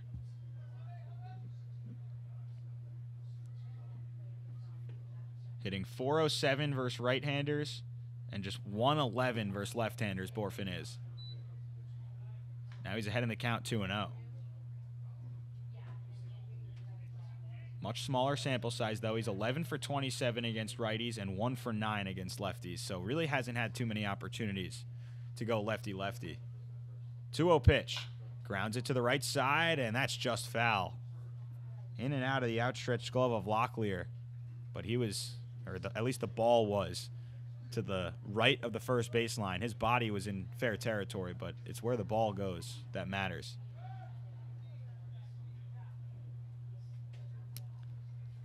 Keishel at shortstop pinched well up the middle. Second baseman Chatinier moves deeper into the hole just a bit. And the pitch misses outside and low to make it 3-1 to Borfin, and now a big hitter's count for Falmouth's 3-hitter. Well, Falmouth hasn't had more than one guy on base at one point tonight, so this is an opportunity here for Falmouth to really try and cash in and bring that, or at least try and continue to build something up this inning.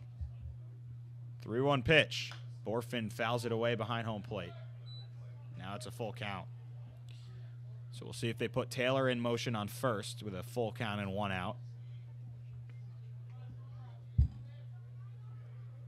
Taylor already with 3 stolen bases this season, so wouldn't be too shocked to see him running here.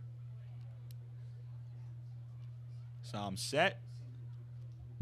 3-2 pitch. Taylor takes off. Ground ball to second base. Chatinier takes a look at second and tosses the easy way to first. And that avoided the double play with Taylor running on the pitch. So now there's 2 outs and a runner on second for the Commodores. First time tonight that one of their base runners has reached scoring position. And we're here in the bottom of the 6th with 2 outs.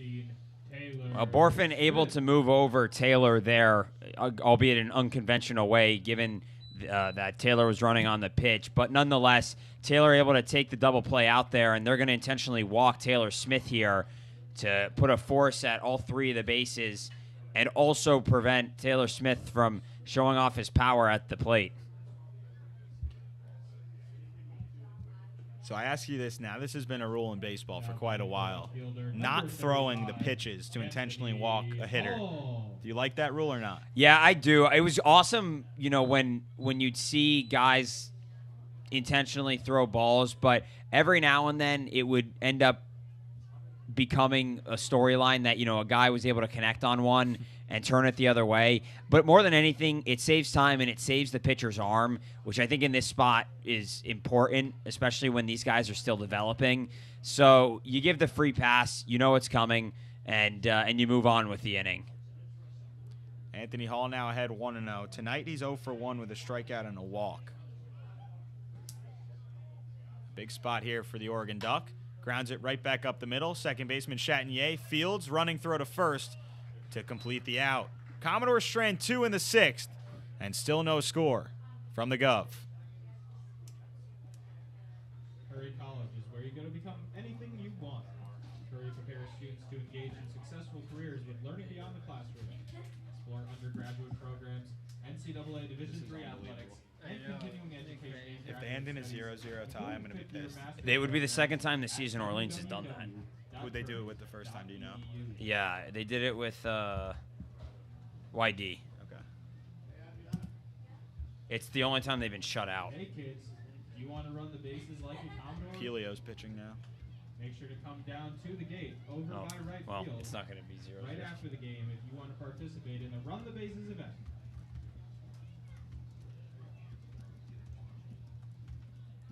The 99 Restaurant and Pub is proud to be a sponsor. Do you know how many of the pitches Cape Todd Cod Hill baseball finished with? team.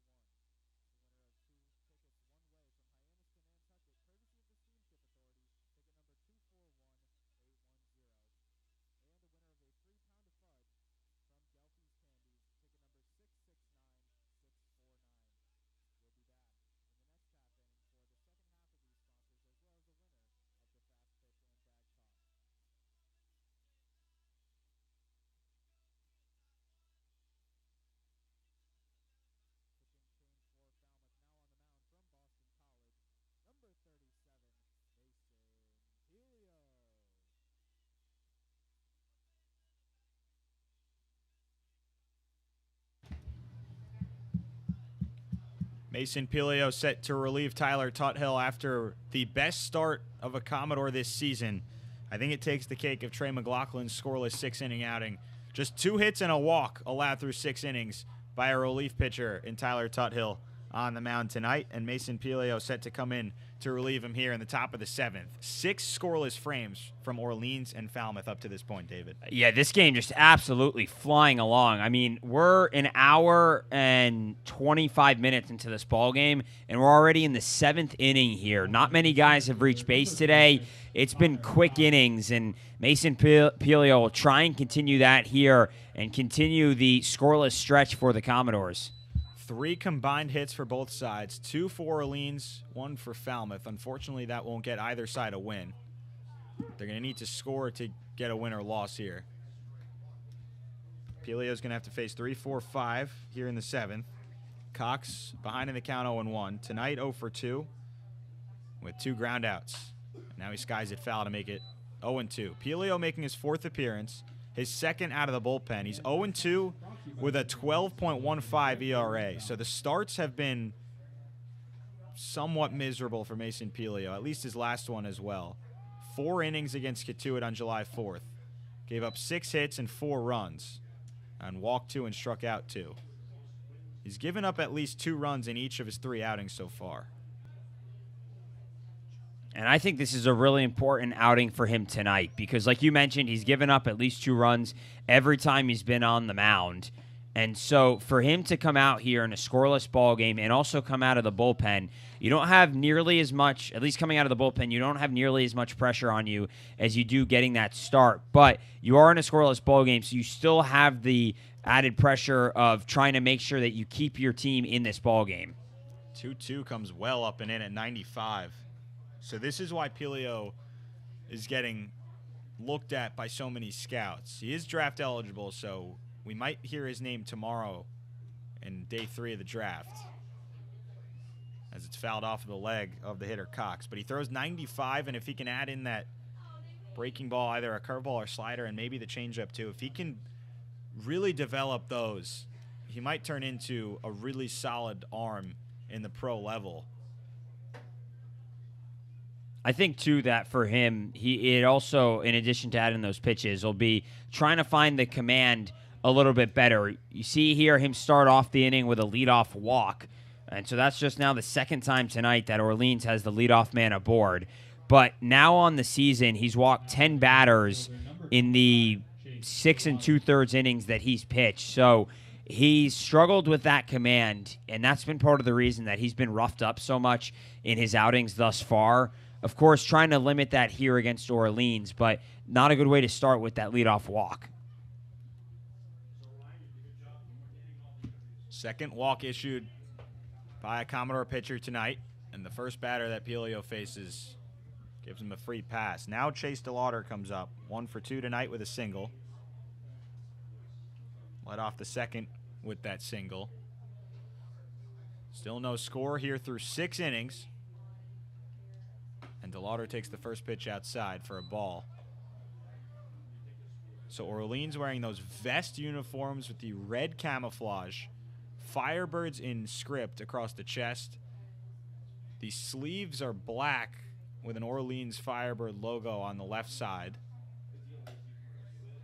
I can't tell if they're 2 different materials of the vest jersey and a different shirt that DeLauder is wearing, or if every player is wearing that, or if they're connected. Would have to get closer to see, but 2-0. DeLauder rips into right field right at Borfin. He makes the catch. Thinks about throwing behind the runner at first, but Cox gets back in safely. That ball was hit hard, probably the hardest hit ball tonight, and Borfin was right there to make the play. Borfin started to run in because he thought that ball, a typical line ball out there that has some speed behind it, but not overpowering speed. And that ball got out to him in a hurry. He actually had to stop his run in because it was coming at him so fast that he wanted time to be able to set his feet and make the grab as he followed the ball into his glove. Able to do that there and get that first out. Here's Tyler Locklear now, the right-handed hitter. And he hits the first pitch high into the air in left field. Hall goes back a few steps into the gap, now camps under it, moves in, and now makes the grab. And quickly 2 outs. An important couple outs there for Mason Pelio. You give up the leadoff walk and then found yourself behind early to chase DeLauder. but able to get the out there, and then on the first pitch, you retire Tyler Locklear. So 2 quick outs here for Pelio, who's looking to get through this inning scoreless. Here's Marcano, yet to be retired tonight, a single and a walk. The uniform's entirely sponsored by HDMH, which is Marcus Stroman's company. A pickoff attempt for Pelio, close play at first, but the runner Cox is safe. Originally, just the jerseys would have been sponsored, but Marcus Stroman had his people call up head coach Kelly Nicholson and say, you know, I want the entire uniform. I'll give you guys whatever you guys want. And that's exactly what Marcus Stroman has done, having formerly played for Orleans. I know you tweeted at him earlier. Any response from him? No response yet. I know he's big on the social media, so we'll see if he does. But I think these are specifically these red jerseys with the white pants, I think these are the nicest I've seen in the league so far. 1-0, sliced into right field, away from the right fielder, Borfin, and he makes the running catch just along the foul line in right field. So Jace Borfin showing out with the glove twice in the inning, and a scoreless frame for Mason Pelio after the walk to start it off. It's time to stretch already, somehow, here at the Gov. Still scoreless.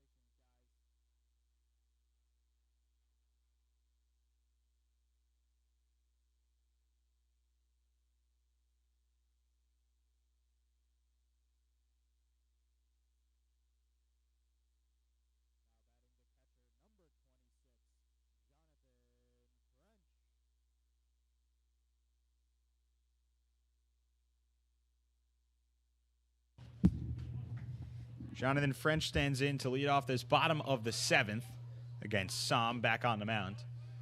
French takes low for a ball. So it is 1-0 now.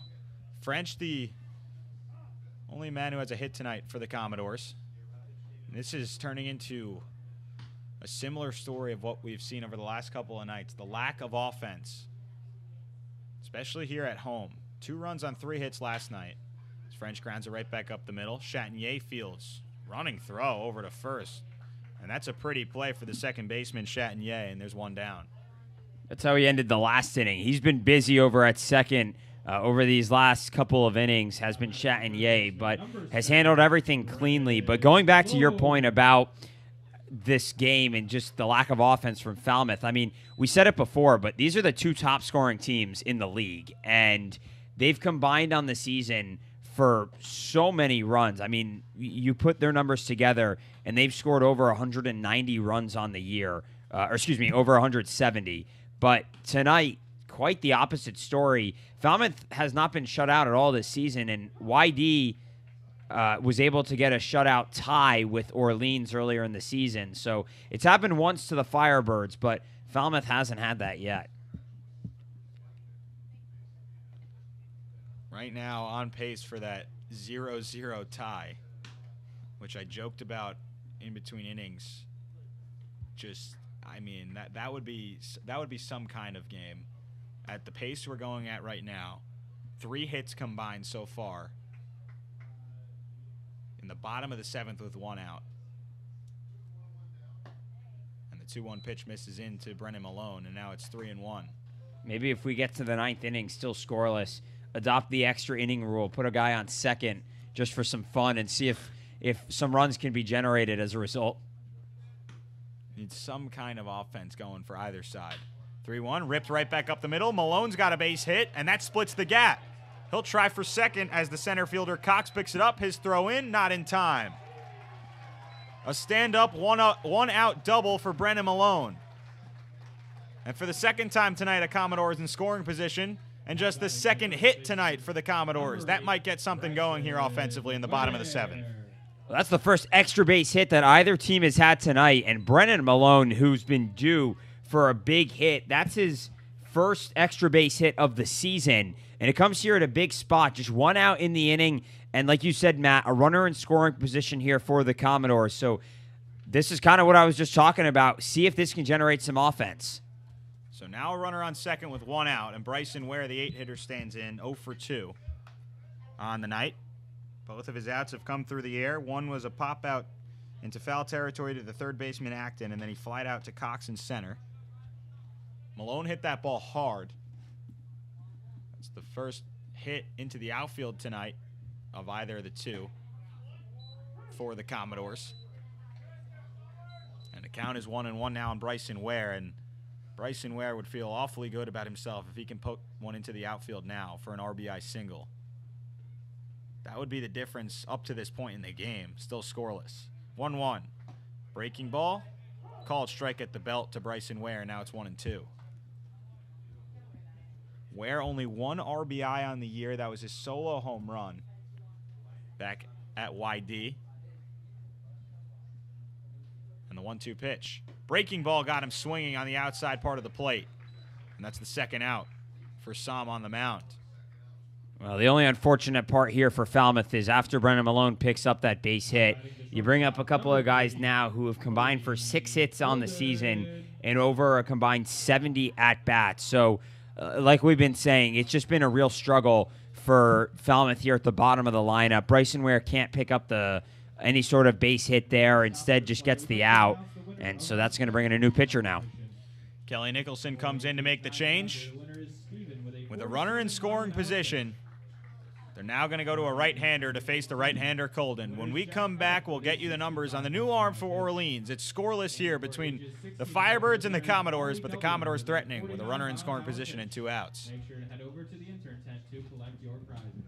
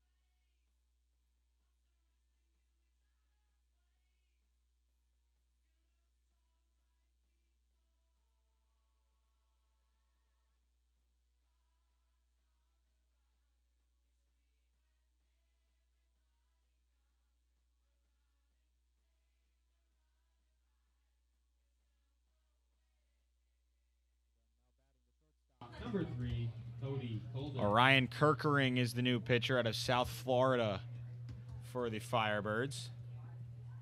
His 4th appearance on the year. Has struggled just a bit. 0-1 record and 9.81 earned average in a big spot here. Righty-righty matchup. Cody Colden rips the first pitch through the left side, and they're going to send Malone, and it's booted out in left field. McKenzie bobbles it, and Malone comes in standing up to score. Commodores lead 1-0 in the bottom of the 7th. A 2-out base hit for Cody Colden brings in a run.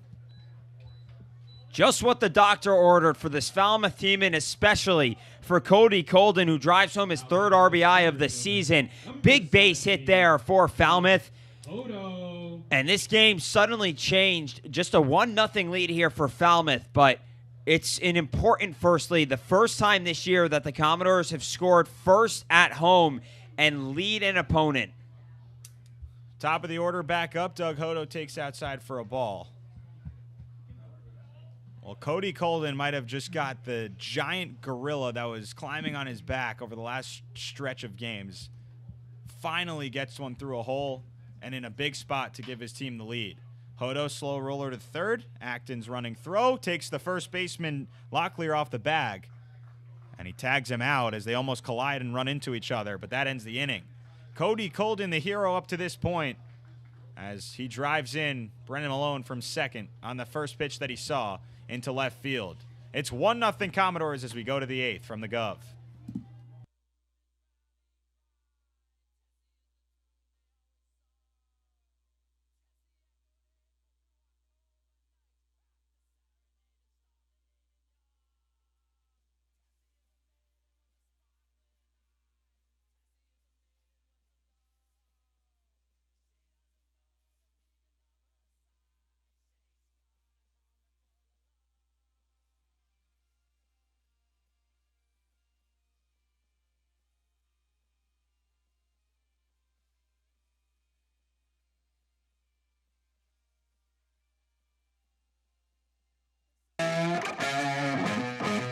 Yeah.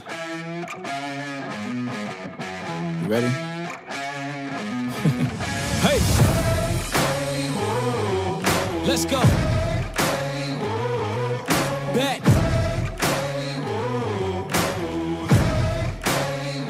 Yo, once again I'm back around. Real shit back in style. Haters reconcile. I'm so black and proud. First class tickets now. Feet all in the eye. Everybody looking down. Everybody get red when you brown, huh? Look at me up. I'm putting it down, you picking it up. Checking the models, they want us to go to college just so we can be stuck. Go to school to make a living, or teach yourself to make a fortune. I don't need your endorsement, I don't need reinforcement. Giving you your last warning, cause I'm at my prime.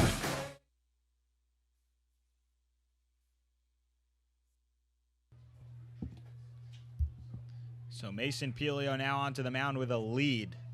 First time either team has had a lead tonight. First time the Commodores have a lead at home before their opponent does.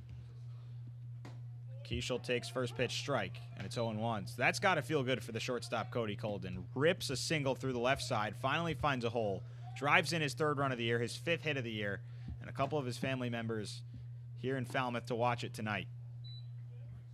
Yeah, and I mean, when he got that ball into left field, the dugout exploded for the Commodores. So not only a good fielding for Colden, but I think all of his teammates just so excited, not only to get on the board here, but also to finally have something go his way. Now a tough play by Colden, and just beating it out is Keishel.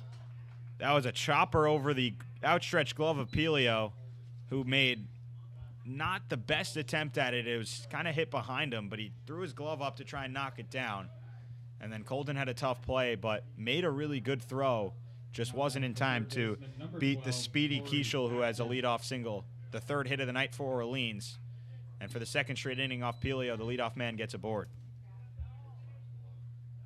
Corey Acton now 0 for 2 tonight. First pitch takes the fastball high for a ball. It's 1-0. And going back to talking, though, about the impact that base hit has for Falmouth. We mentioned first time that Falmouth has scored before the opposition here at home. The other thing, too, Falmouth hasn't had a lead here at home all too often this season. It's been few and far between. So to even have a lead to begin with is notable for this Falmouth team at home, just because of how rare it's been on the year.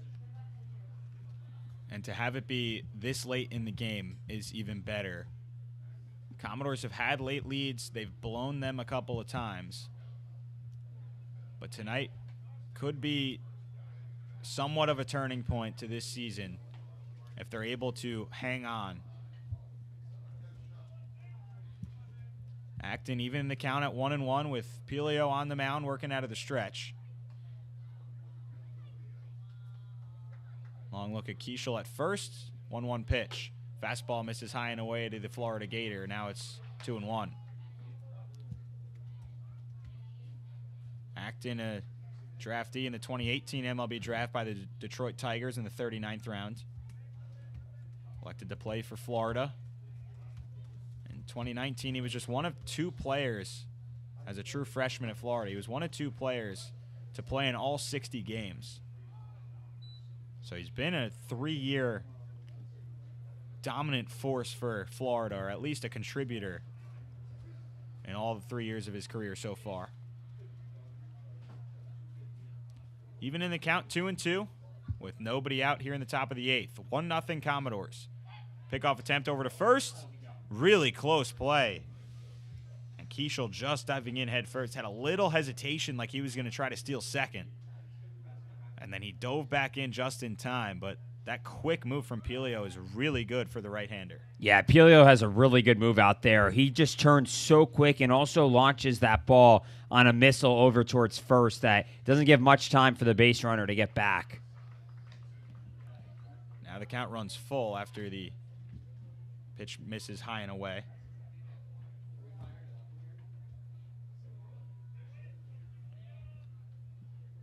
Middle infield pinches up the middle. Already have turned 1 double play on the ground this evening.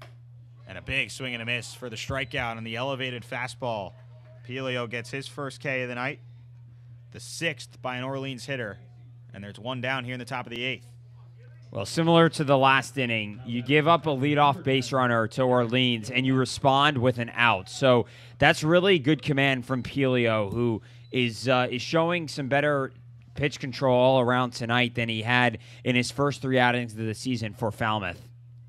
Here's Guillemette. Pops up the first pitch behind home plate, and that goes out of play to make it 0-1. Guillemette out of the University of Southern California, California native. Was the number 6 catcher in the state and the number 19 catcher nationally in the 2020 class.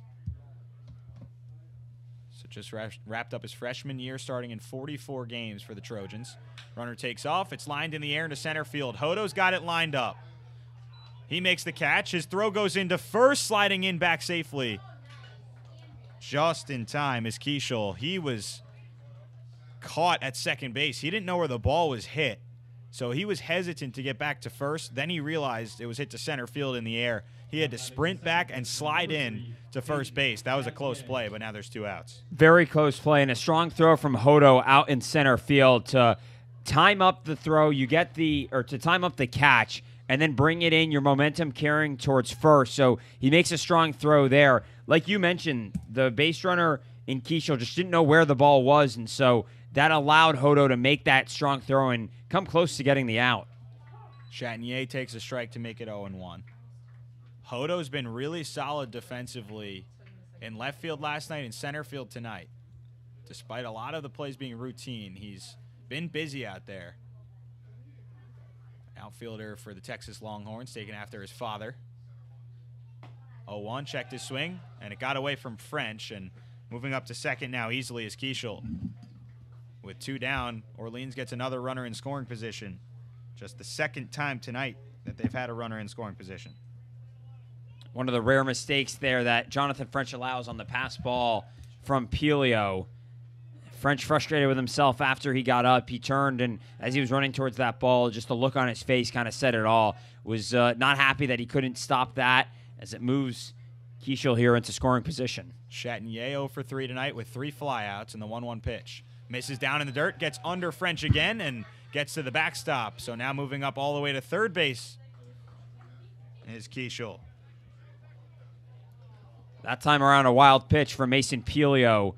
So 2 straight pitches allows Keishel to go all the way from first to third, and now that tying run just 90 feet away as Chatinier has a 2-1 count here. So right now, this starting to trend in Orleans' favor, but Pelio has the opportunity to try and change that. 2-1. Lined in the air into left center field. Hodo moves to his right, and he's got it lined up to make the catch. Mason Pelio buckles down after giving a pass ball and a wild pitch to allow the runner to advance to third. He comes back and gets the flyout. The leadoff single is erased in the 8th. We go to the bottom of the 8th, and the Commodores have a 1-0 lead.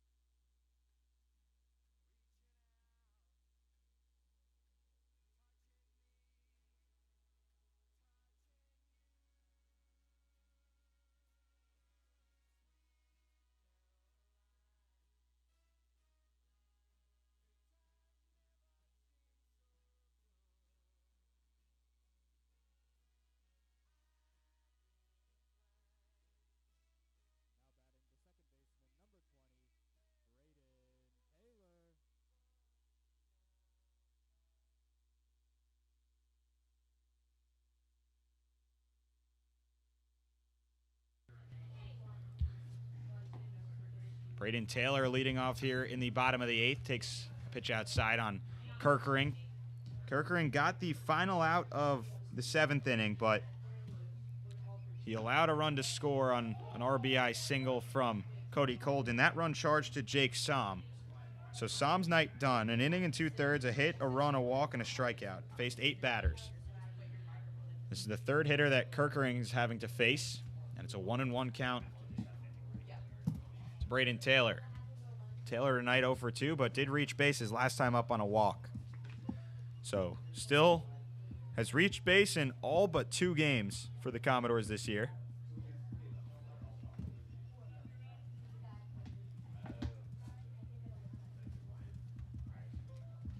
Two-one pitch. Is a fastball away for a ball. Now it's 3-1 to Taylor. Well, this would be the perfect time for the Commodores to add on just a little bit more runs. They lead 1-0 in the bottom of the 8th. And Taylor works his 2nd walk of the night to lead off this 8th inning.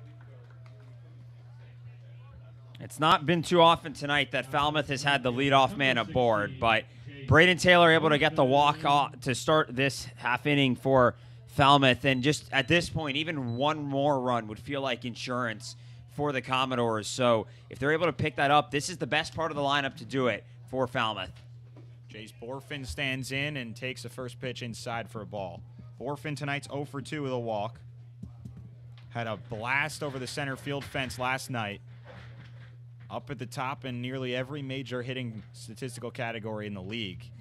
And now he's ahead 2-0.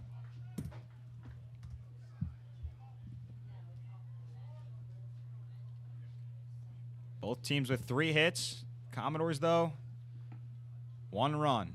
That's been the difference so far. And now it's 2-1. Big swing at the 94-mile-an-hour fastball from Borfin.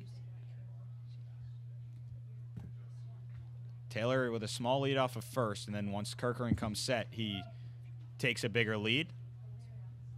2-1. On the outside corner, a strike makes it 2-2. 94 miles an hour right on the outside corner from Kirkering. And Borfin's even up at 2-2. The middle infield is pinched up the middle in double play depth. 2-2, skied into the infield.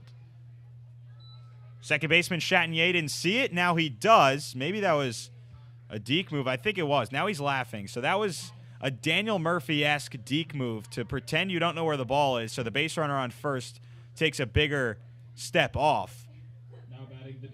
But Braden Taylor, a smart base runner, stays right on the bag. And now there's just 1 out. Well, the other thing, too, Tyler Locklear wasn't even covering first. So even if they somehow got the throw off there and were able to fool Taylor, nobody was at the bag to pick up the out. But I get the idea with what Orleans is doing there, trying to, get that out on the base paths. Taylor Smith takes the first pitch low. Smith tonight 0 for 2 with an intentional walk. So I think Daniel Murphy is the perfect description to describe that exact play, because the second baseman really played everywhere. But Smith flies this one into shallow center. Cox comes in, and under it, he makes the grab for out number 2.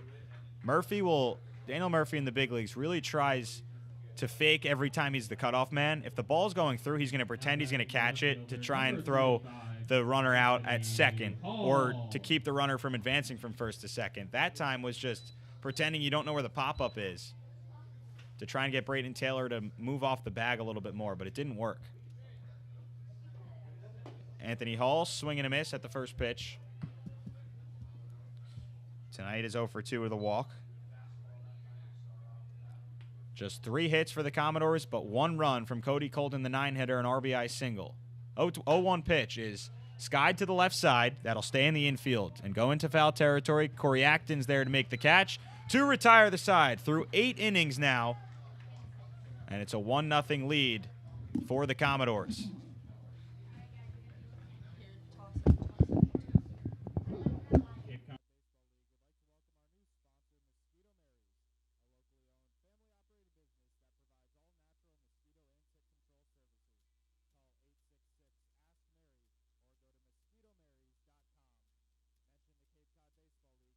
try it. I'm going to stay out on this one, but just tell us what we have, Joanne. Okay, first we have Gator Bites. So the man named Lou, he's the wild game sausage man. He's the one that does the concessions here at Falmouth. And as you know, I've been doing a on-the-road food tour, but we decided to bring it home today. We have Cajun fried pickles, onion petals, and then this is a smoked buffalo sausage. So not like your normal Italian sausage. This is buffalo. So there you go. I'm gonna try. Yeah, I'm gonna try a Gator Bite. You're doing the Gator Bite, so I'll go here with the smoked sausage. I'll tell you, we've had these videos on the road all season, and Matt and I just sit there and get jealous. We don't get to partake in the food, but this feels like an honor. Get in there, David. Gator Bites are pretty good.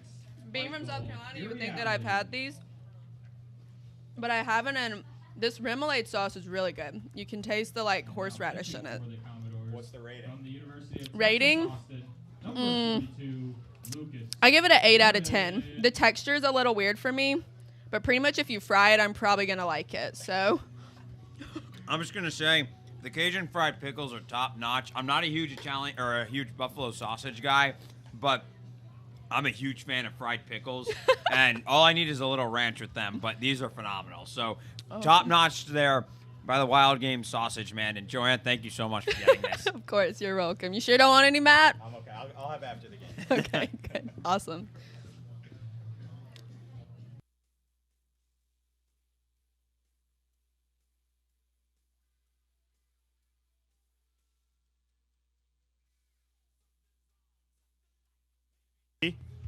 Hard to believe this is the top of the ninth already. It's not even 8 o'clock. I mean, this is the first time all year that Falmouth is going to have an opportunity to not go to the bottom of the ninth here at home. And, I mean, that just speaks to how well both sides of the ball have been today, but really the pitching for this Falmouth team. I mean, that's been the reason that this team is in this current position, is because of how the pitching was today, or has been up to this point. And like you said, we're not even 2 hours in. We're in the ninth inning here. We've had some really fast games recently, but this is set to be the fastest one of the year. Gordon coming in for his second appearance of the season. This being the most high leverage and another save opportunity, the first of the season at home for a Commodore pitcher. Every single time the Commodores have entered the ninth inning, they've been trailing. So there's been a bottom of the ninth every single time here at the Gov. Tonight, Lucas Gordon looking to erase that trend. He went 3 innings in his first outing out of the bullpen, gave up a hit and a run, and struck out 4. That was against the Red Sox. And the first pitch hits the batter McKenzie up and in the shoulder. And the tying run now aboard to lead off this ninth inning for Orleans.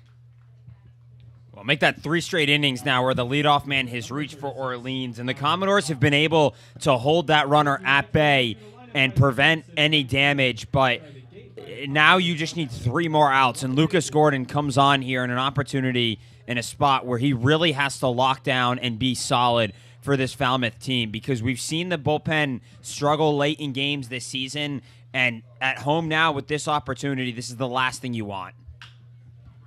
Ground ball from Cox, but that goes foul. Cox tonight 0 for 2 with a walk. Now he's behind in the count 0-1. This is just the second outing of the season here for Gordon. He went 3 innings and allowed just 1 run on 1 hit back at YD a week ago, but a different ball game here now in a different spot here here against this Orleans team. Went in for that middle/long relief against YD. This is his first save opportunity. Commodores who have lost 2 straight and 6 of their last 7. Looking to rewrite that. 1-1 gets away from French under his glove and up to second base easily is McKenzie. Now runner in scoring position as the tying run with nobody out. Well, the defense we were crediting earlier, how solid it's been all night, but now going to the 8th inning and here, couple of wild pitches and this one a pass ball from Jonathan French. So he's now had 2 over the last 2 innings for Falmouth, and it's made these innings much more of a nail-biter than they probably should be. And so both Gordon and French, but really French right now, needs to lock down because that base runner in McKenzie now stands at second. 2-1 pitch. line foul to the right side, and now it's 2-2 to Connor Cox. Cox out of Long Beach State. Lucas Gordon on the mound of the University of Texas. His center fielder behind him, his teammate with the Longhorns, and Doug Hodo. 19 appearances and 1 start for Gordon in his freshman year at Texas. His record was 0-0, but he had a 3.32 ERA. 2-2 pitch. Down in the dirt. This time a good block by French. That was mirroring a hockey goalie with the way he put his chest over the ball. Like you'd see a goalie in hockey put their chest over a puck to try and keep it in front of them. Now it's a full count. Such important pitches here from Gordon, but those stops from French also become more and more magnified as this ballgame moves on, and that one he's able to stop. 3-2, grounded to Braden Taylor, who's now at third. His long throw across the diamond to Chris Armstrong, who just came into the game, is in time. And failed to mention Michael Curiali's in at second now, too. So a lot of change in the infield, but Braden Taylor, who moved from second to third, makes the play, and now there's 1 out in the 9th. And to move from second to third, already it's a longer throw, but that ball, they call it the hot corner for a reason because that ball was smoked towards him, and it was on a couple of hops. That's a really tough ball to read. Taylor started to come in on it, but eventually decided it's a better move to go back, able to stop it on a couple hops, and that long throw just in time for a big first out. First pitch, breaking ball to Chase DeLauder is a called strike. 0-1 now, Lucas Gordon gets ahead. So 1 out and the game's tying run on second base here in the top of the 9th. Both teams with 3 hits, the Commodores with the only run. 0-1 pitch. DeLauder takes the curveball away for a ball. Now it's 1-1.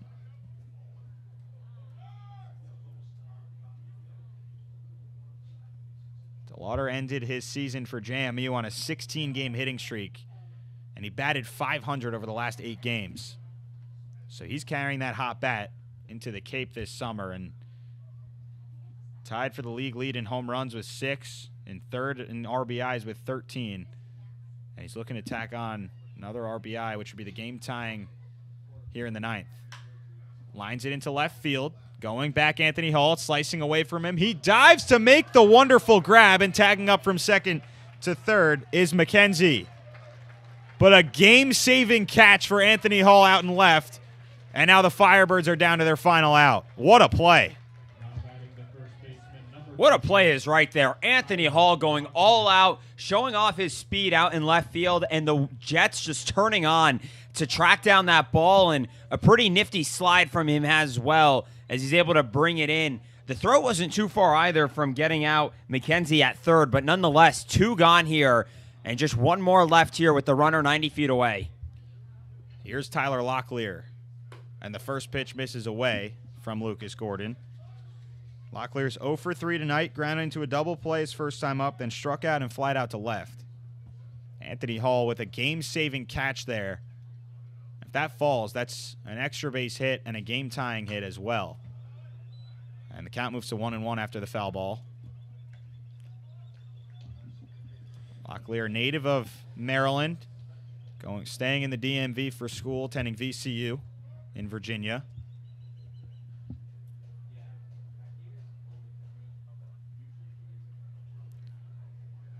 Gordon out of the windup. 1-1.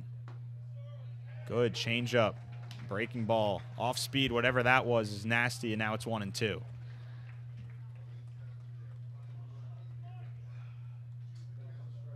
So the Orleans Firebirds now down to their final strike with 2 outs and the tying run 90 feet away.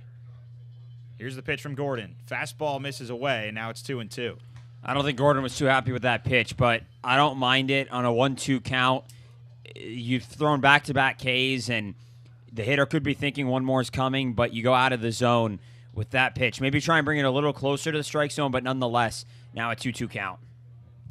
2-2 pitch. Gets down in the dirt, and dancing on third base is McKenzie, but a really good block by the catcher French, and he calls time to grab a new ball. It's a full count.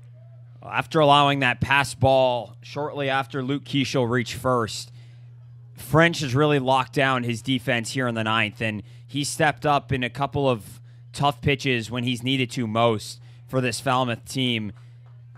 those couple of defensive plays he's made has prevented Keisho from moving any further and keeping him on the base paths.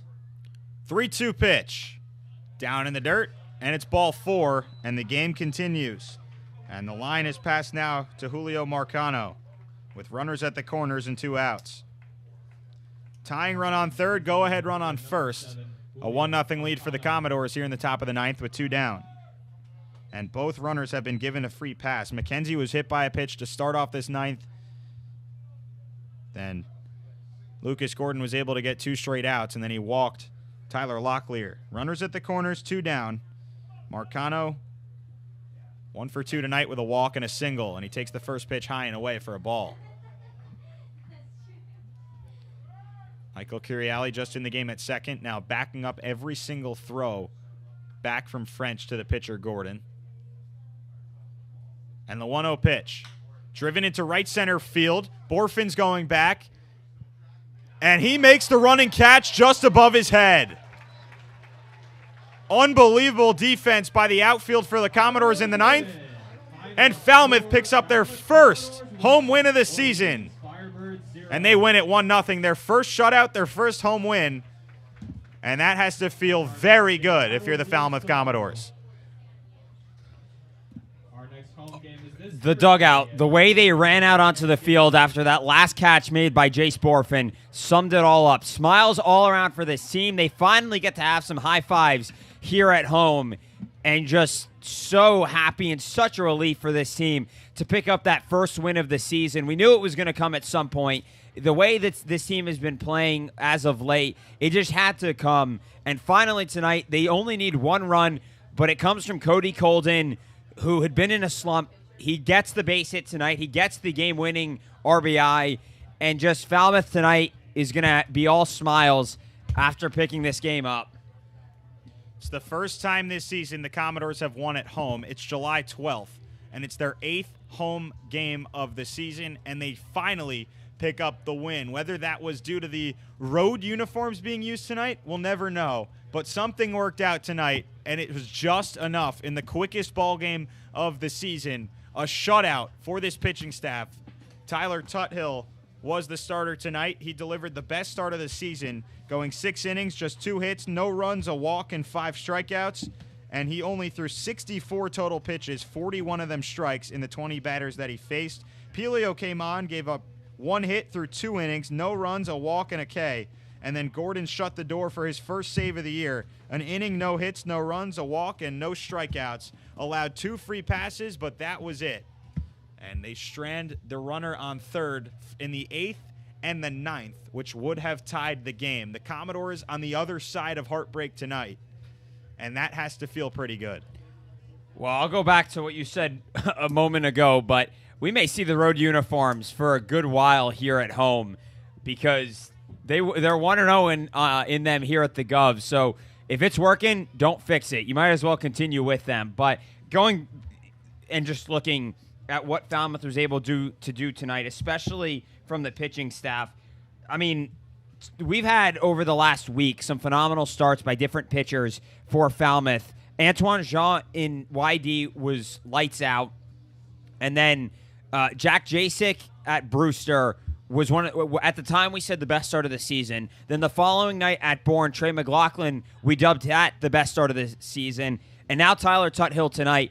I don't think anymore we can say best starts of the season. I just think we have to say that the starting core for this Falmouth team has started to show up and is just starting to deliver for this team. The run support, not there too much tonight, but they only need 1 to get the job done. That's what matters in the end. And so for Falmouth, they're able to end tonight on a happy note from some really strong pitching. We'll see how it continues throughout the season, but just all around, smiles for this ball club here on this good Monday night.